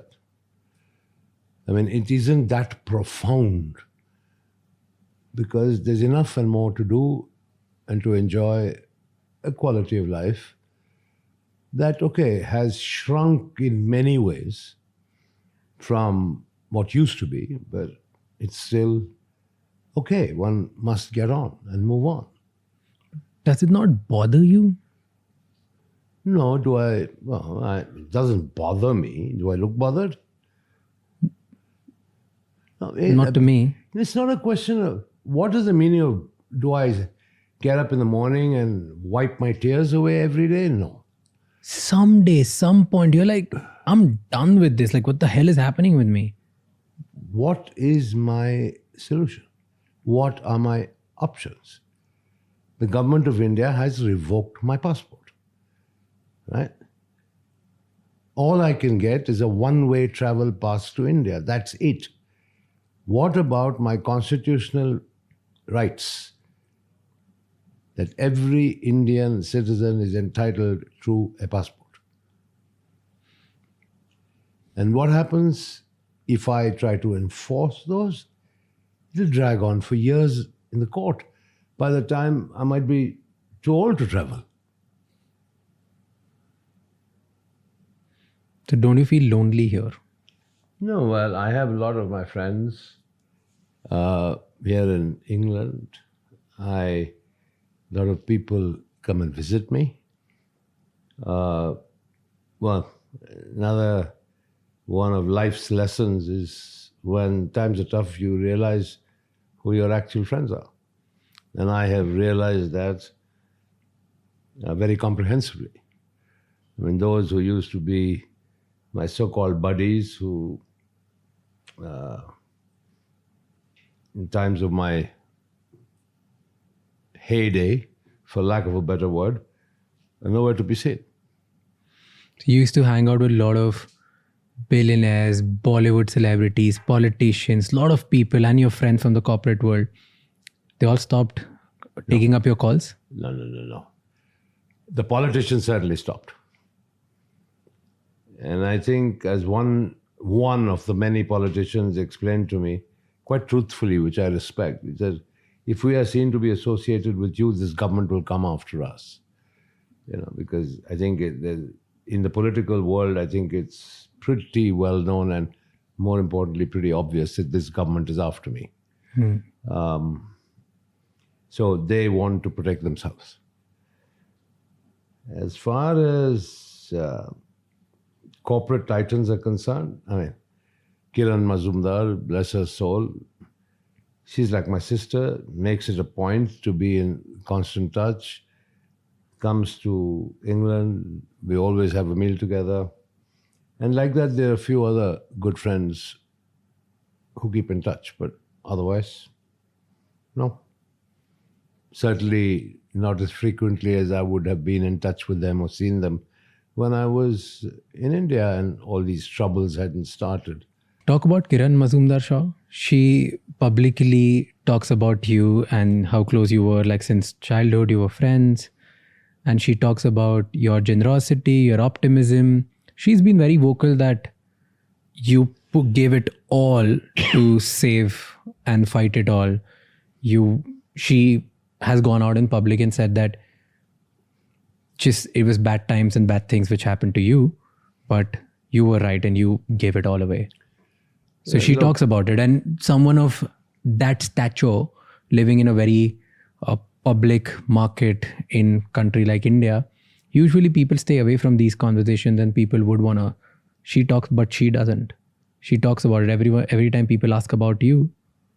She's been okay about it. In fact, there was a statement that she said, a lot of people are optimistic. Vijay was probably rather more optimistic than most. And no, it she wasn't talks a about question of just optimism. Let me tell you, Kiran and me grew up together. I talked about the brewery house in Bangalore. At that time, there was a little colony. So there was a brewery house in which I lived and then 4 other bungalows. The one next to the brewery house was actually occupied by Kiran Mazumdar and her father. Her father was the chief brewer and the technical director of UB. Okay. And so Kiran and her 2 brothers and mom grew up in my house, in my colony, with one wall separating us. So we were very, very close. And Kiran has been very, very different. She started off being a qualified brewmaster. How many Indian women can you think of who would go and qualify as a brewmaster? But Kiran was determined to do it, and she did it in Australia. So,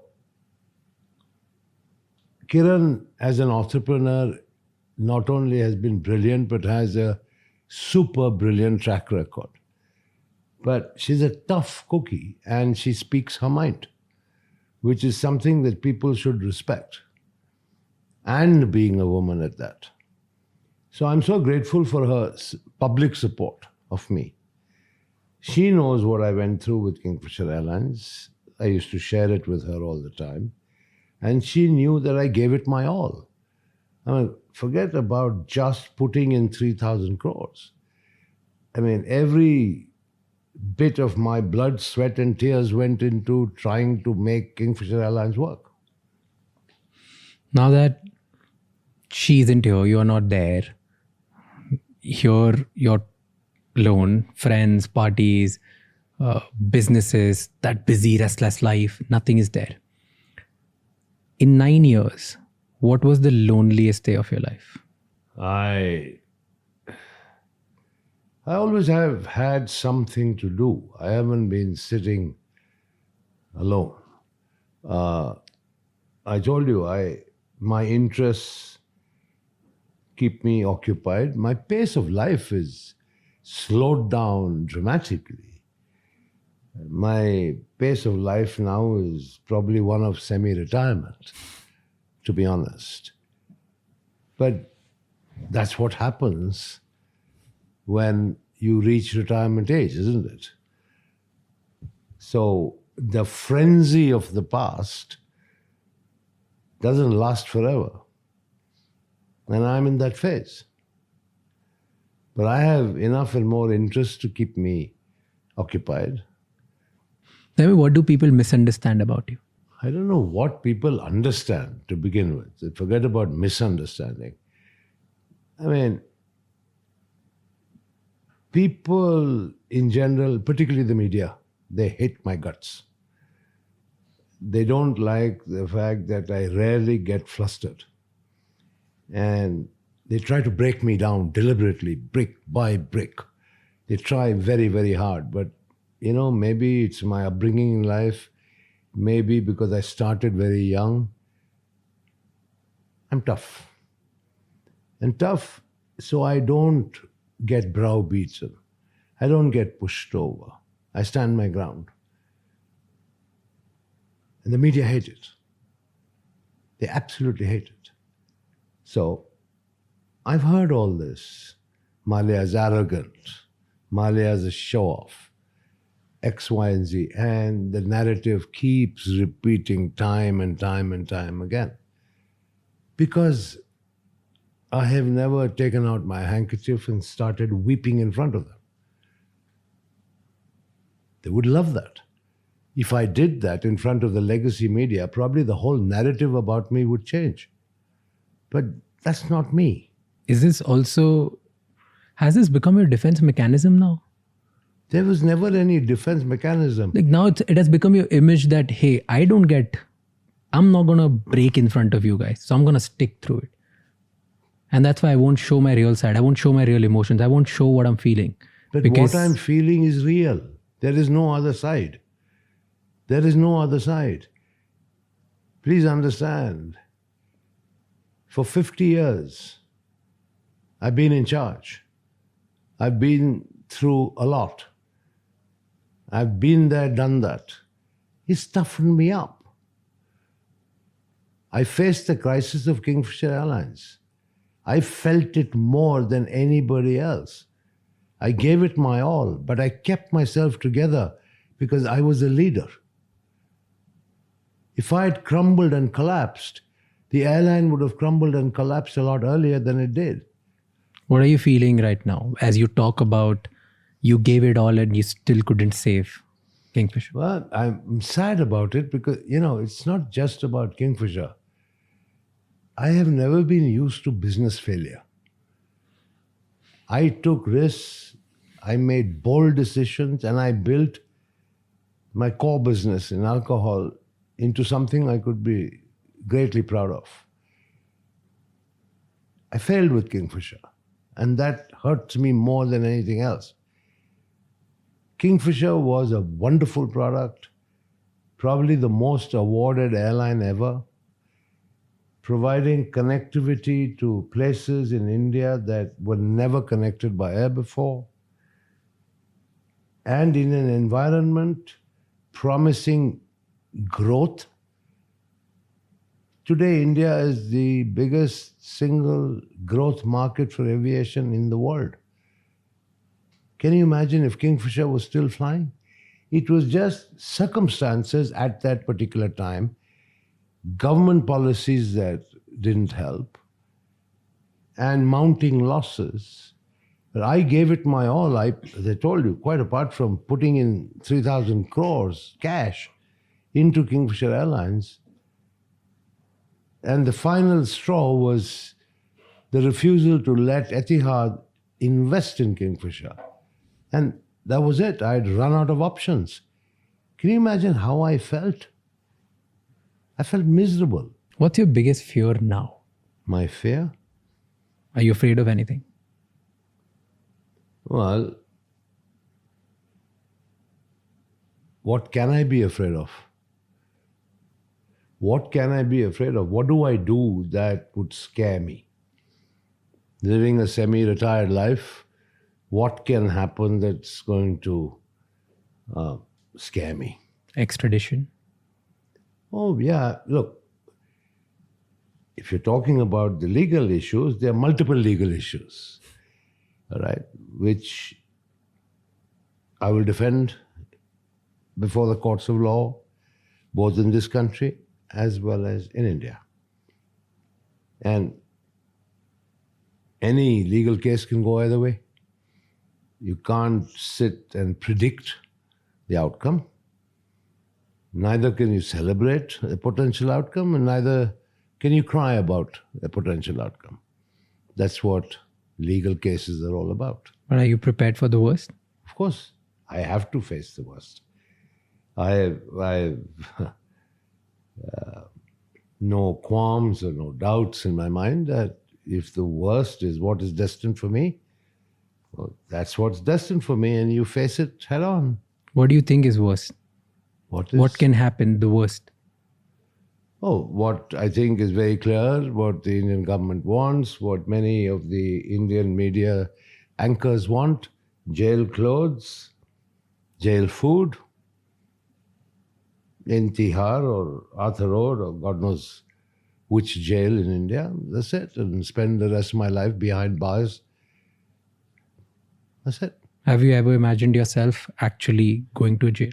Well, if that's what is inevitable, what option do I have? Is it inevitable? Might be. I'm not an astrologer.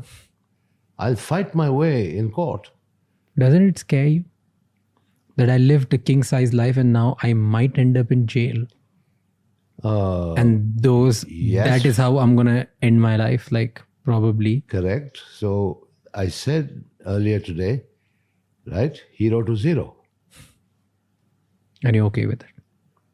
What option do I have? Do you ever wake up and think like, shit, why me? What is happening? Because in your head, you're clear and you say that you've not done anything wrong. So do you ever feel like, why the hell me? Maybe that's my destiny. Maybe my stars are misaligned. Do you believe in it? No.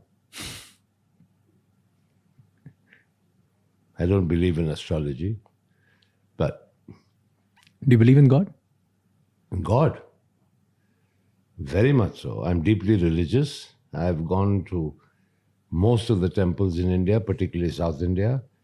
I've made my modest offerings to various temples. I don't know whether you know, but The Sabrimala temple in Kerala, the entire gold roof was donated by me. Tirupati, Tirumala temple, the entire gold plating of the front of the sanctum was donated by me. I've donated Dwajasthambas in the Subramanya temple and Mokambika temple. So I definitely believe in God. So do you not then question it? No, I don't question it. I just that hey, I just I like believe, to, like I believe in God so much, I do so much for my religious belief, and still I'm going through all of this. yeah, well, ultimately God will protect me. That if I have to have a rough ride in the process, maybe that was also what God wants. Do you think winning the case is important for you now?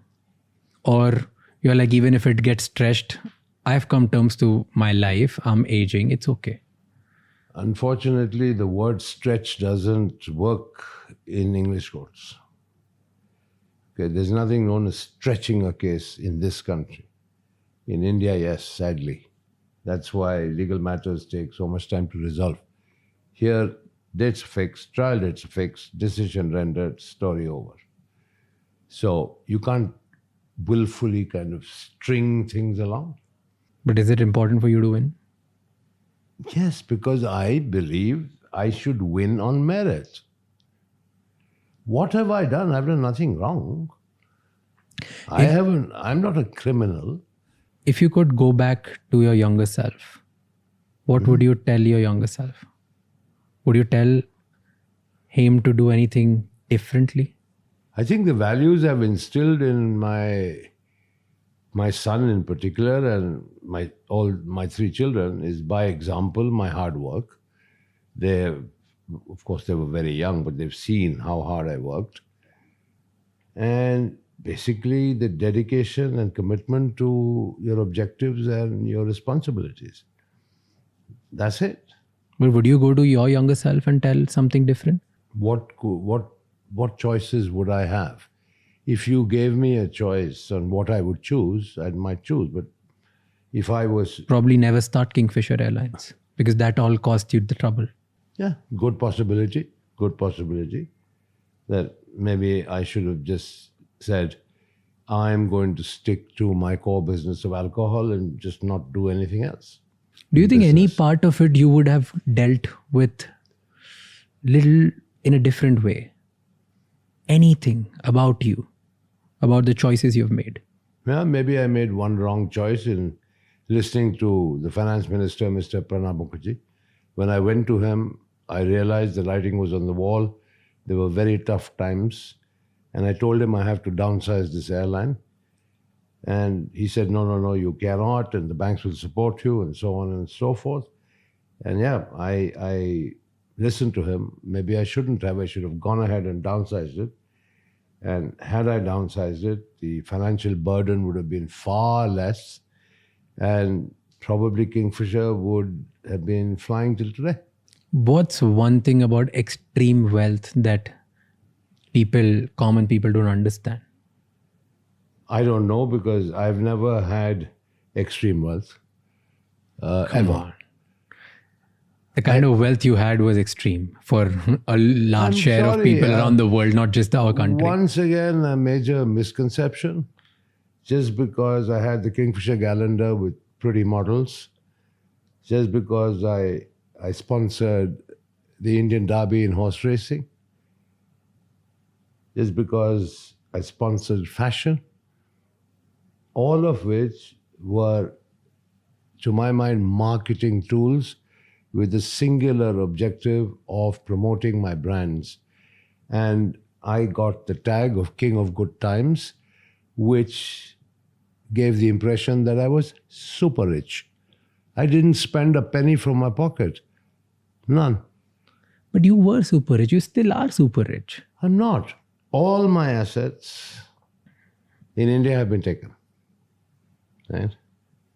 So yes, there were thousands of crores. They're all gone. Right? So what do I have left? That's India. Here, you're sitting in my house. I've explained my lifestyle. It's normal. What's super rich about it? Come on. This is super. What's super rich about it? This is super rich. Let's just agree to disagree here. All right. Because, That's come fine. on. Fine. Like, what are we even talking about? Yeah, This so- is not a life of somebody, a normal taxpayer or a normal person going to a job, or 99% of the people in the world. Were you ever in control of your public image? Why? I never even tried. Because what you're telling, the version that I get to see in last 2 days, and what probably millions of people would get to see now, is a version that is completely different that is out there. That's why I'm doing the podcast with you. You built a personal brand which crashed down way worse than Kingfisher Airlines. Did you ever make it, or it was always just the media who did it? It was only the media who did it. So you were never control of your personal brand ever at any point. Not once.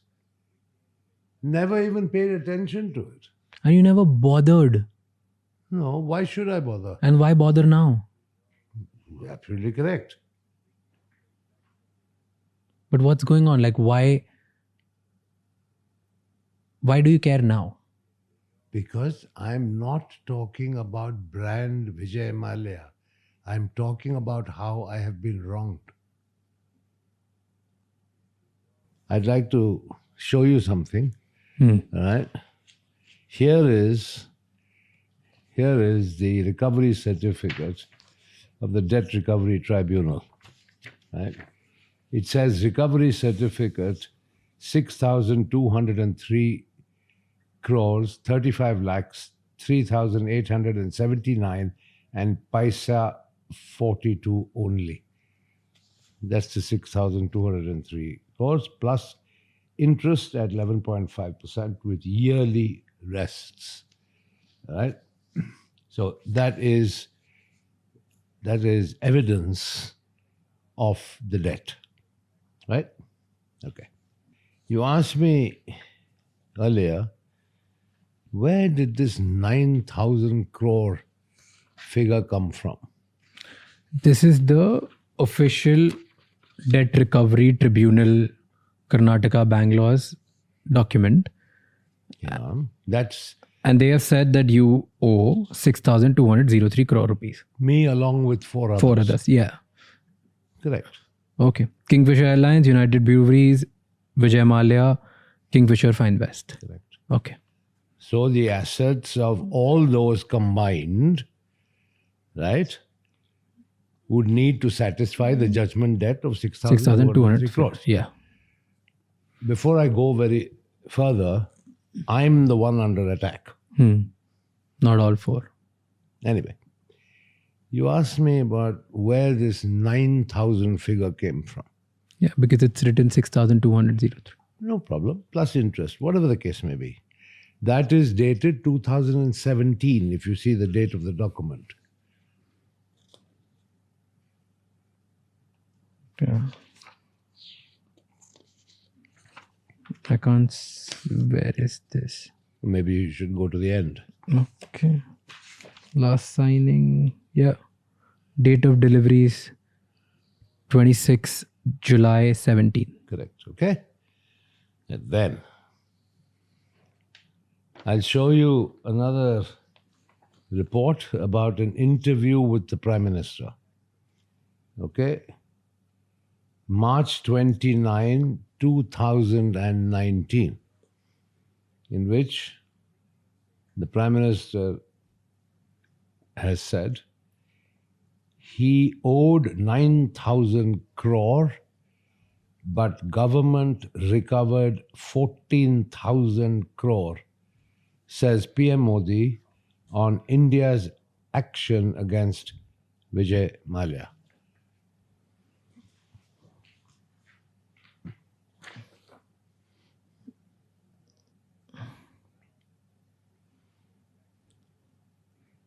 But So why would a PM say 9,000 crore? Where this number? I'm as perplexed as you are because the banks have not ever submitted a statement of account to me, which in itself is very strange. But the Prime Minister has said it, and it has been widely reported, all right? And it quotes the figure of 9,000 crores. Now, the Prime Minister of India is not going to make a frivolous statement. Somebody must have told him the this number. But I wonder if there was no keen governmental interest in me. It's not normal for a Prime Minister of the world's largest democracy to be talking about recovery from a guarantor called Vijay Mallya. He addressed it because your case was very public and a lot of people were questioning it. You became a public matter. You were no more a private defaulter. So I'm the only one, according to you. No, you were way too public than others. There are several other companies who have borrowed a lot more money. Seriously, a lot more money. But nobody gets mentioned. Anyway, that's fine. I'm just narrating the sequence of events. Then. But before we go there, Yeah. who are you actually fighting against? Media, government, or judiciary? I'm not in court against the media. I'm not in court against the judiciary. I can't be. I'm defending myself from those who are prosecuting me. And the prosecutor is either the government or the bank. Simple. Okay. I'll go through the series of events. Let's go through those events together. One of the sort of allegations is that I improperly borrowed money from the IDBI bank by some sort of nexus. Yeah, between you and the general manager. And the chairman and managing director and executive directors, which is... A lot of people were involved so that the normal rules of lending were not applicable to you. IDBI Bank had a Reserve Bank of India and a Ministry of Finance representative on their board. All the loans that Kingfisher Airlines received were approved by their board. Right? But I will draw your attention to a public statement in 2021, because IDBI is a publicly listed entity, had to report their financial performance to the stock exchange. And announcing the quarter one results, the managing director and CEO, M.K. Sharma, said that 278 crores by way of principal and 331 crores by way of interest, aggregating 753 crores, was recovered from Kingfisher Airlines. This is in 2021. And therefore, IDBI was paid in full.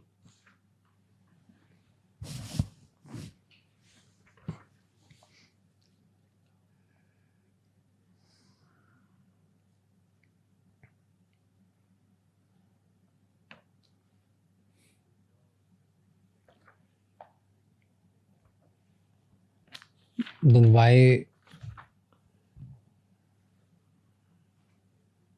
does CBI and ED find you guilty? Because once they file their charge sheets, the presumption is that you are guilty until you prove yourself innocent, whereas the law requires the opposite. You are presumed innocent until they prove you guilty. I'm still waiting for the CBI and Enforcement Directorate to produce evidence of my guilt. But they continue to pursue me on behalf of the banks. Now, you see here, right? This follows the finance minister's statement in Parliament, on the floor of Parliament, on December 17th, 2024, which is a few months ago. But here is the annual report of the Ministry of Finance, printed, hard copy, for the year 24-25, in which they say, under 4.2.14, restitution of properties to victims of money laundering / legitimate claimants. Okay? And it goes on to say the Enforcement Directorate is not only actively pursuing the economic offenders to unravel the money laundering, but at the same time is also making efforts for the restitution or return of assets to the banks and others who have been defrauded by the offenders. Right? The ED has successfully restored properties valued at approximately rupees 22,280 crores to victims or legitimate claimants. The details of the restitution / restoration done by ED are given below. Number 1, Vijay Mallya case, quantum of properties restored 14,131.6 crores, and in the comments section, details of restoration says complete amount of attached properties have been successfully restored to the public sector banks. How did they recover 14,000 crores? What did they sell? What did they do? They have not given me a statement of account.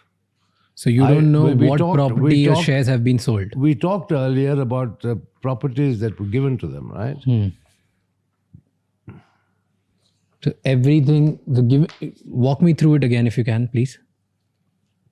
What were the things that, how did they recover They 14,000 attached crores? all my assets. And highlight 2 or 3? All Top my 3, shares, which got like 14,000. properties, everything they attached.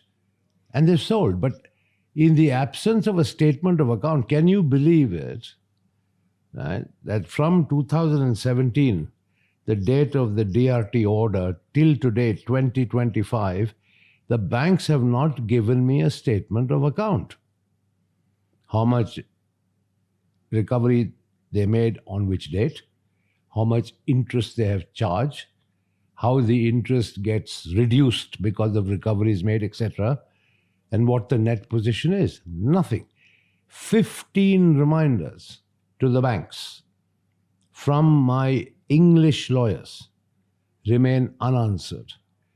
Letters from me personally to the chairman of the SBI remains unanswered, and my last letter requesting a meeting to resolve these issues came back with a response saying, we are not interested in meeting. I have had to go to the Karnataka High Court to request the court to direct the banks to give me a statement of account. Is this normal?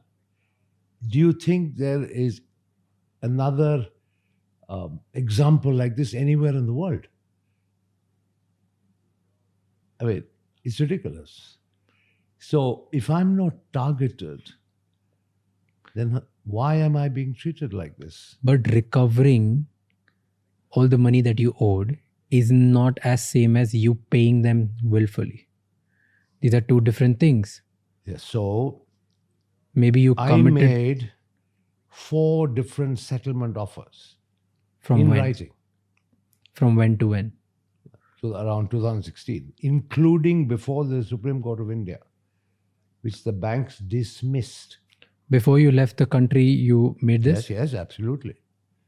Absolutely. I've been trying to settle with the banks. Do you have that proof? Yeah, it's public record, Supreme Court of India records. Absolutely. I would also like to remind you, I told the finance minister that I was leaving, in 2016 in March and told him that, Pudi, please facilitate a meeting with the banks to settle this loan issue. Here's something that don't add up for me. On 29th February 2016, Supreme Court announced that the plea seeking action against Vijay Mallya would be heard on March 3. And you left on March 2nd. I'm not aware of this Supreme Court directive. How is it possible? Somebody from insider must have told you something, because if a Supreme Court declares a date against you, how were you not aware? You were already fighting. There were lawyers after lawyers. I'm sure there must be something. Because there was no such Supreme Court directive. Simple. But it's out there in every media, everywhere. But it's written. Like if you go back, if you search today, all the newspapers online, everything that you see, it's said that on 29th February, Supreme Court directed that, and you left on March 2nd. But my World Council meeting, obligation and appointment was fixed 3 months before that. That is okay. I'm not saying that So that was already a well-established travel plan. Plus, I once again remind you, I told the finance minister himself on the day of my departure. But that doesn't mean that you were not aware of this. Aware of what? I'm sorry, I don't get it. Aware of the fact that Supreme Court has a hearing against you on March 3rd. Absolutely not. There was no such hearing. There was no such hearing. Supreme Court has said this. All right. So, like I have provided you documentary evidence, if I'm shown a piece of paper that states that there was a Supreme Court hearing in my case scheduled on the day of my departure, I will March respond 3rd. to it. You left on March 2nd. So, unfortunately, I don't have the Supreme Court document, but I only have news clippings and news. I am not aware of any such Supreme Court directive. I am not aware of it. Okay, then the other case, you said once you landed here, your passport was revoked. You wanted to maybe come back, but you were yourself in shock that the passport was revoked, right? Yes. Walk me through the day when you got to know that you can't come back to India. I don't remember the exact date, but Like what were you going through? When did you get, like the moment you got to know that your passport being suspended or revoked? Yeah, but suspension and other forms of restriction would have been understood or perceived differently. But revocation of a passport, it's the most severe form of withdrawal, right? To revoke. Yeah. So, because I did not attend the summons of the Enforcement Directorate, to which I replied, and I said, I'm coming back, but I need some time. I need to arrange some money to pay off the bank loans, etc. But they revoked the passport. What they intended to achieve by revocation of my passport, I still do not know. But so on March 2nd, you left. March 8th, banks informed Supreme Courts that you have left the country. On 15th April, your suspension came for your passport. Revocation. The suspension was 15th April 2016 and 24th April was the revocation. You know the dates better than me. Okay, fine. So from 15 to 24, MEA says that because there was no reply from you, they had to revoke it. Why didn't you reply after 15 when you got to know that your passport getting suspended? I replied to them. I don't remember, but they revoked the passport. I mean, that's what matters. Because you were not replying to them. That's what their reply is. That's what they officially told you. That's what they have said it officially in public. I'm not aware of that. I didn't go talk to them. I'm not. I can only talk about what I could find online through newspapers. Absolutely. So that's the only thing, unfortunately, I could talk about. Sad thing in my case is a lot of people concoct things. But it's fine. I mean, ultimately, the bottom line is the passport was revoked. Yeah. Yeah, so And then remains revoked. So didn't you fight back? What is there for me to do? To I get have the to passport go back back? to court. I have to claim my rights under the Constitution of India, that I have a constitutional right to a passport, etc. Yeah, so fight like What? everyone else. Like the way you would go back and be like, this is wrongfully done to me. So let me get my passport back. I'll fight it. I'll come back to the country. I'll abide by the law and I'll fight in the courts. Raj, in your view, how many fronts should somebody open up? How many battles should you open up and engage in? Just everything? Unlimited?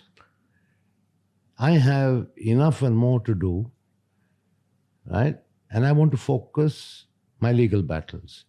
Remember, they are not only time consuming, reading volumes of legal papers is no fun, and lawyer fees are expensive.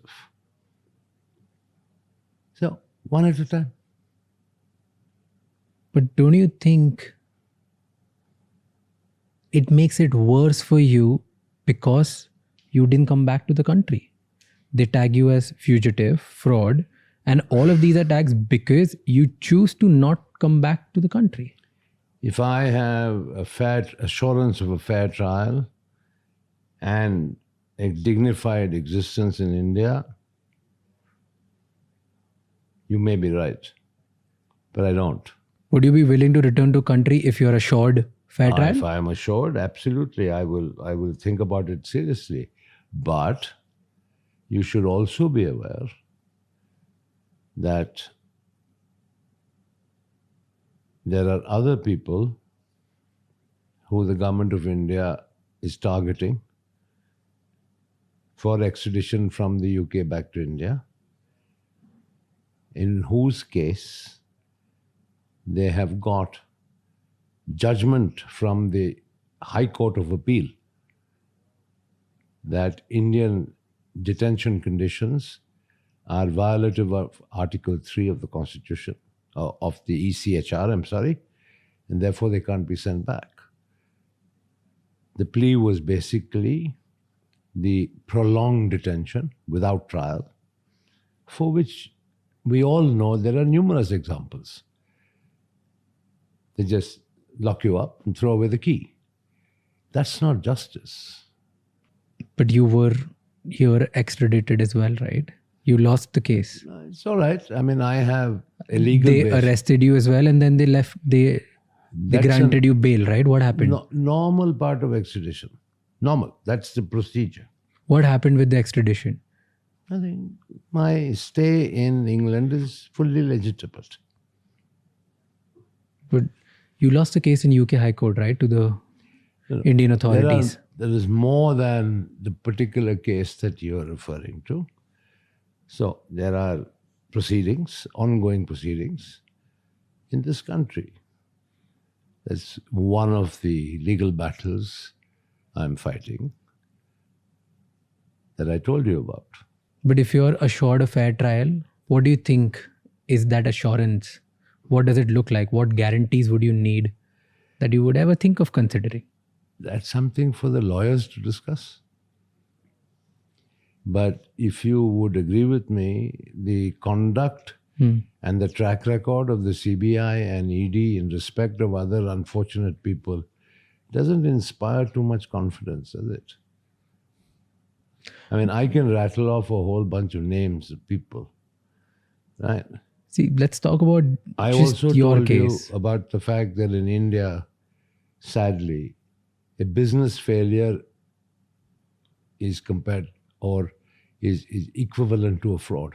But there are numerous cases of Indian businessmen who have defaulted on loan and they've still stayed in the country and have fought and they have not left the country.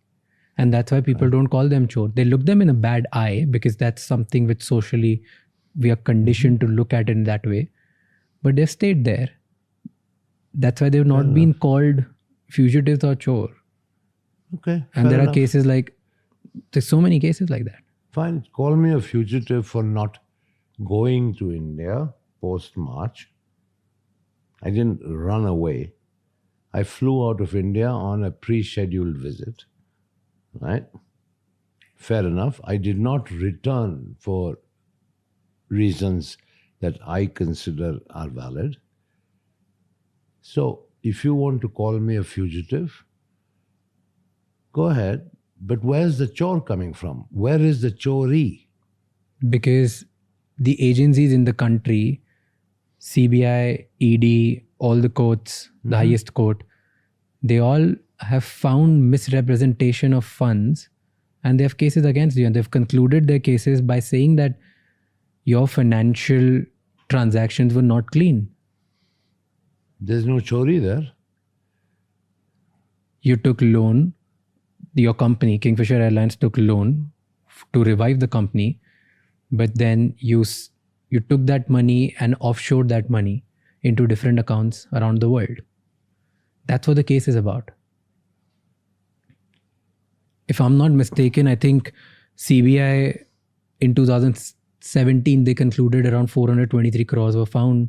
Then ED said something around 3,000 crores had some problem with money laundering. So there were these numbers. I can find exact numbers and I can quote which I found out. No problem.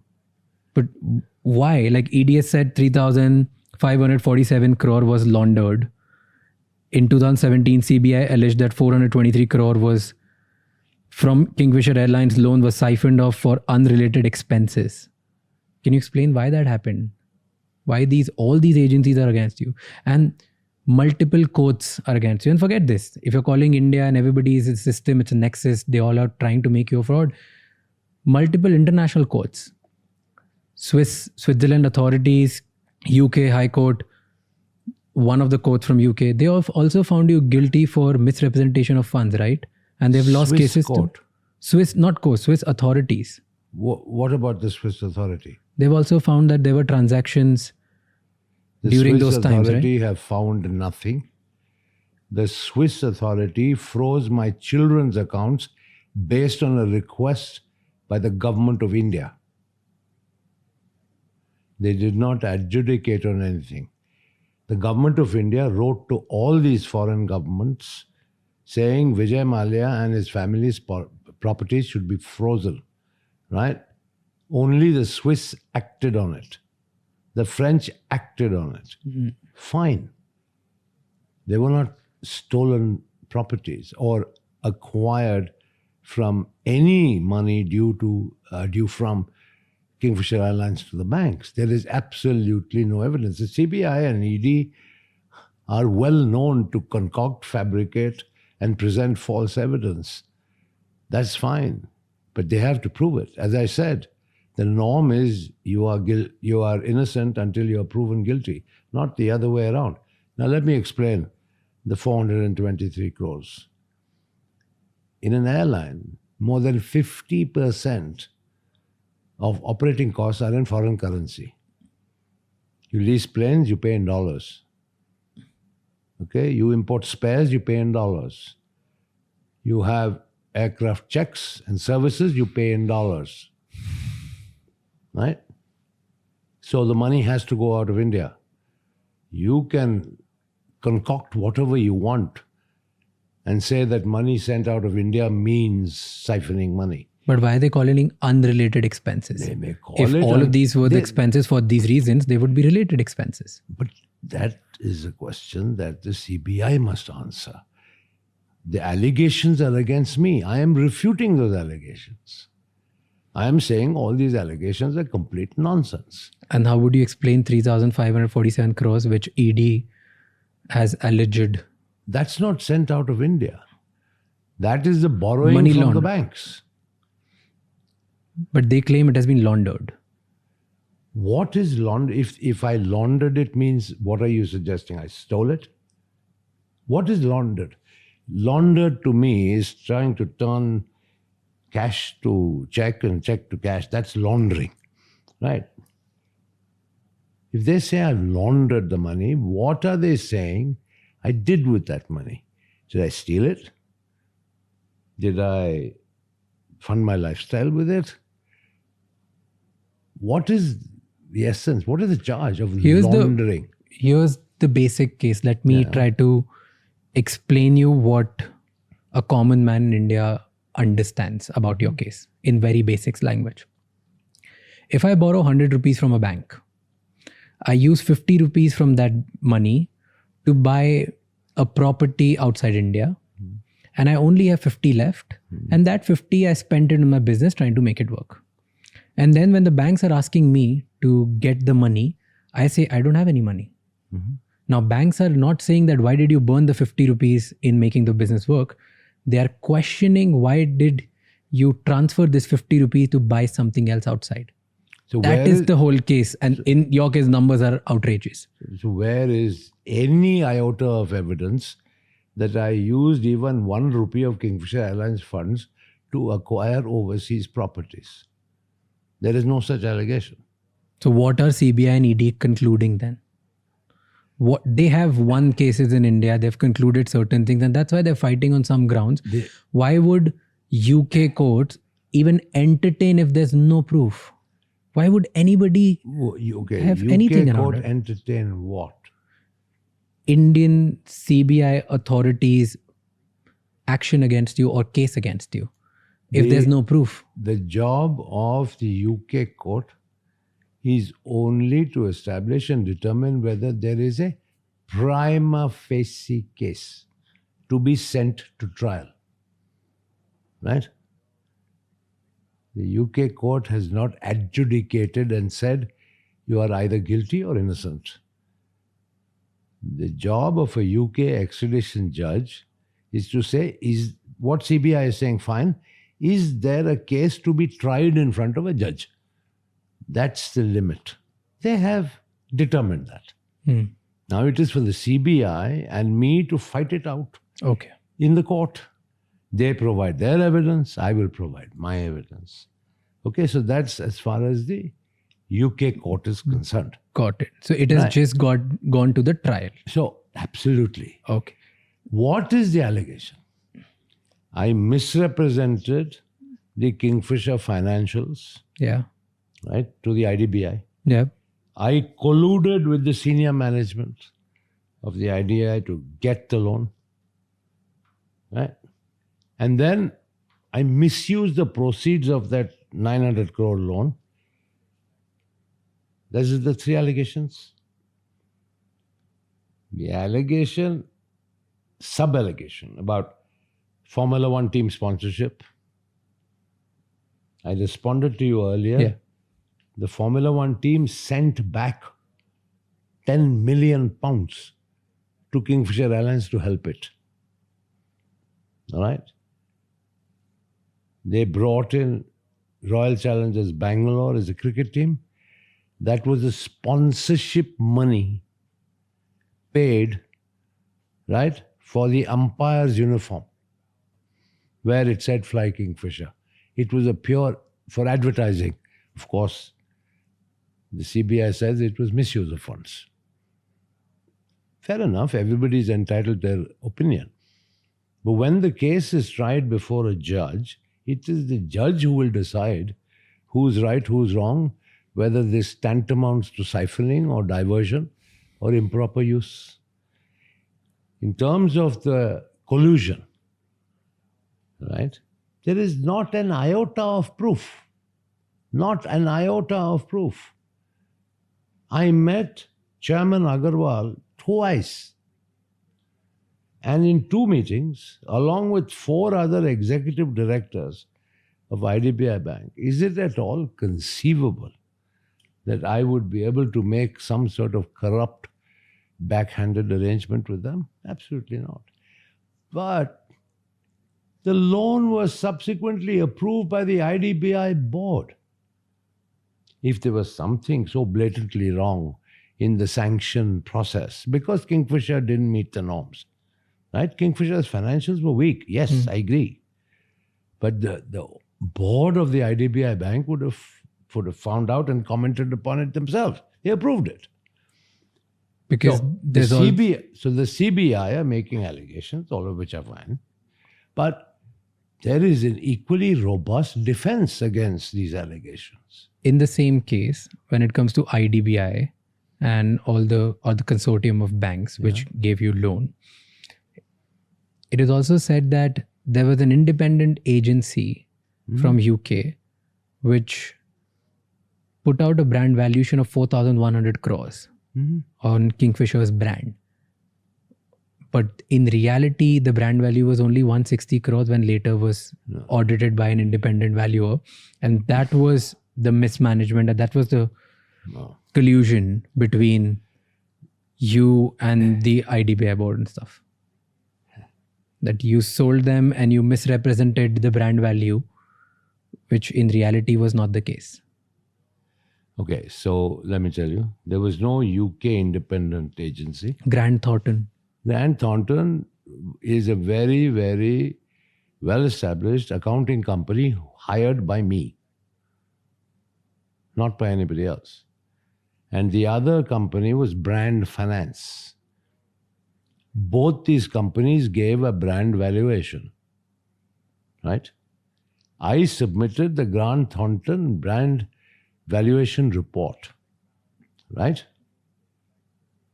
The bank took it.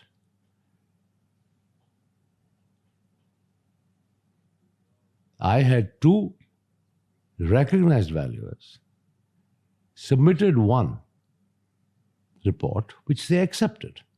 Now, is that fraud on my part? If they didn't want it, they said this is not worth the paper it's written on, tear it up and throw it away, I would have done so. It's all very well in hindsight to construct a case with all sorts of frivolous allegations.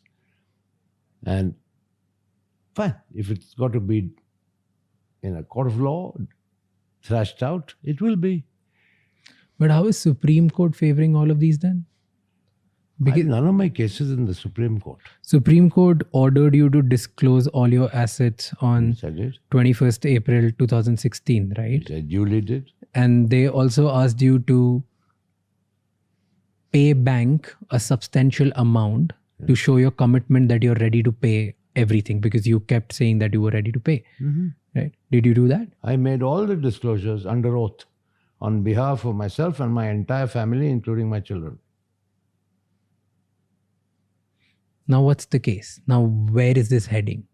In your words, explain me. Okay, forget all of these things. We'll come back to what happened on 25th February, which recently you did, filing a petition to Karnataka court. Yeah, so let them give the statement of account. Yeah, so we will And come to that's the that. least.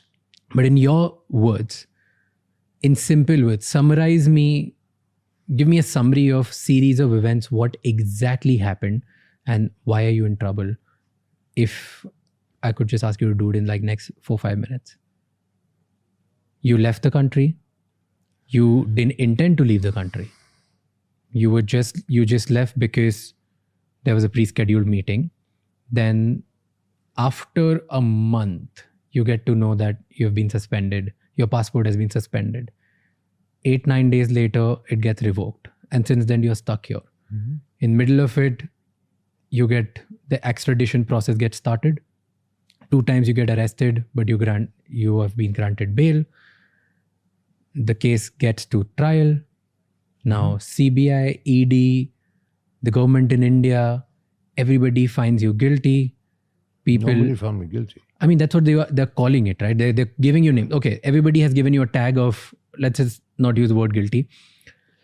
The CBI trial hasn't taken place, Yeah, so so the question CBI of guilt doesn't arise. Yeah, so CBI, ED, multiple courts, the government, people of India, everybody calls you fugitive, fraud, chore, bunch of different things.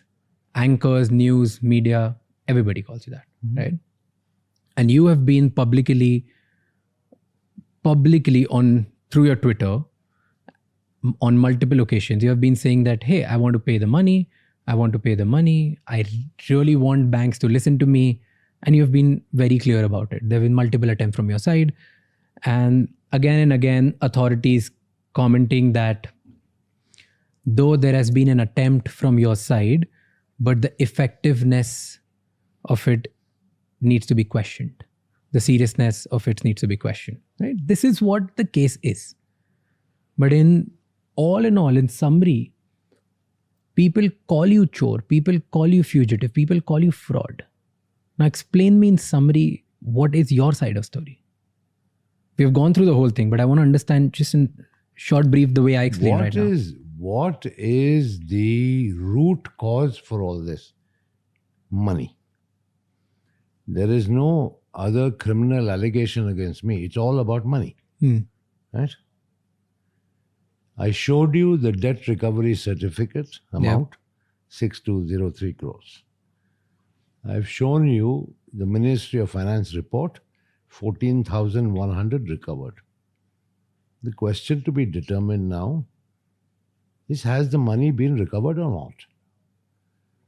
Once the money has been fully recovered, including interest, right, the root cause is taken care of. No, the root cause is intention. Sorry. The root cause is intention. Root cause is not money and recovery of the money. It started like that. The root cause of your case is intention. You had the money and you still didn't pay. That is what we're fighting. That is what everybody thinks that that's why if I there's a problem. Answer the question, what was the share values then and what are they at the time of recovery? You'll get your answer. The share value went up tremendously. Therefore, they could recover 2.5 times the debt. Back in 2016, the values of all the securities would cover the debt recovery certificates. So there was a huge appreciation in the value of my shares held. So it's fine. The root cause and cause or loss to public, to the common man, Indian taxpayer, is the money, which has been more than recovered. Right, fine. I'm ready to face trial for intention. So, if they want to convict me for bad intention, I'll fight it. Win or lose, I'll fight it. But you have a problem with they calling you chore because you've repaid the money. Yeah, well, I'm probably the only chore who's been called chore after repaying 2.5 times. But it's okay. I mean, it's part of life. You also filed a petition in Karnataka High Court, right? What's happening there? I don't know.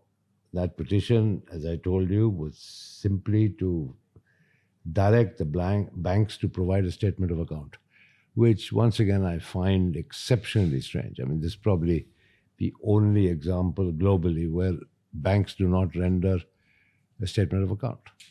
But if you say that you've recovered everything and if banks provide you the statement, would you be open for an independent audit?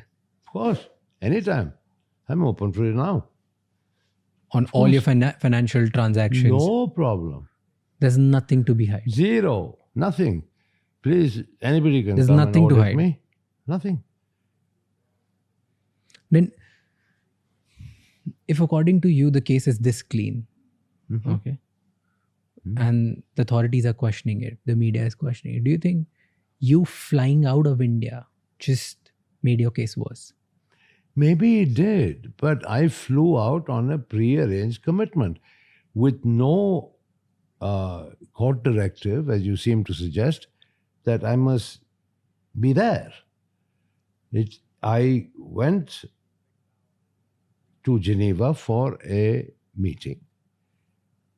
And then, you know, the media furor that broke out, and the environment was too hot and too hostile and certainly not conducive for an immediate return. Plus, I needed to sell some securities to overseas business partners in order to generate more money to pay these banks, which I've been trying to sort of repay since 2016, maybe not in the quantum that finally has resulted. I mean, the banks have got lucky, isn't it, getting 4,100 crores because of the appreciation of my shares. 14,000. If I don't want to say. I don't want to comment on others. I might as well just focus on my own business. It's not fair. I'm not the type of person who comments about other people. Do you think people would have still calling you, like people would still call you fraud if I have done whatever I could do. if you would have stayed in India and cooperated with banks, Listen, people would not call you fraud? fine. So people are abusing me. Maybe will continue to abuse me. There's nothing I can do about it. That's why I kept quiet for 9 years. Is there any proof where you requested banks that I want to settle way before all of this Of started? course, there is proof. Can you give me? You sure it's part of Supreme Court record. How do we access it? Is there I'll a ask way? my lawyers to give you a copy. No problem at all. Easily done. Before 2016? Yes. Absolutely. How do you want to be remembered? How do you want Vijay Mallya to be remembered? Hopefully for the good things that I might have done. Certainly not for being a chore.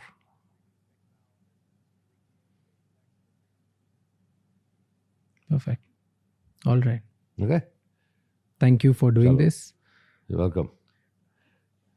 Thank you so much for walking us through every little detail of your case, your life, and what's going on.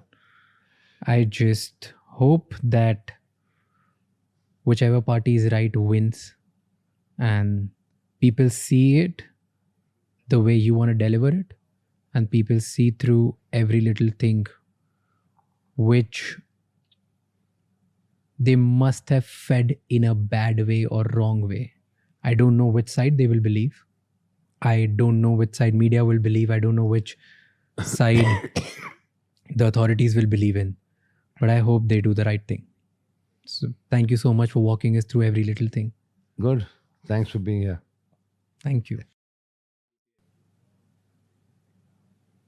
Perfect. All right. Okay? Thank you for doing Chalo. this. You're welcome. Thank you so much for walking us through every little detail of your case, your life, and what's going on. I just hope that whichever party is right wins and people see it the way you want to deliver it, and people see through every little thing which they must have fed in a bad way or wrong way. I don't know which side they will believe. I don't know which side media will believe. I don't know which side the authorities will believe in. But I hope they do the right thing. So thank you so much for walking us through every little thing. Good. Thanks for being here. Thank you.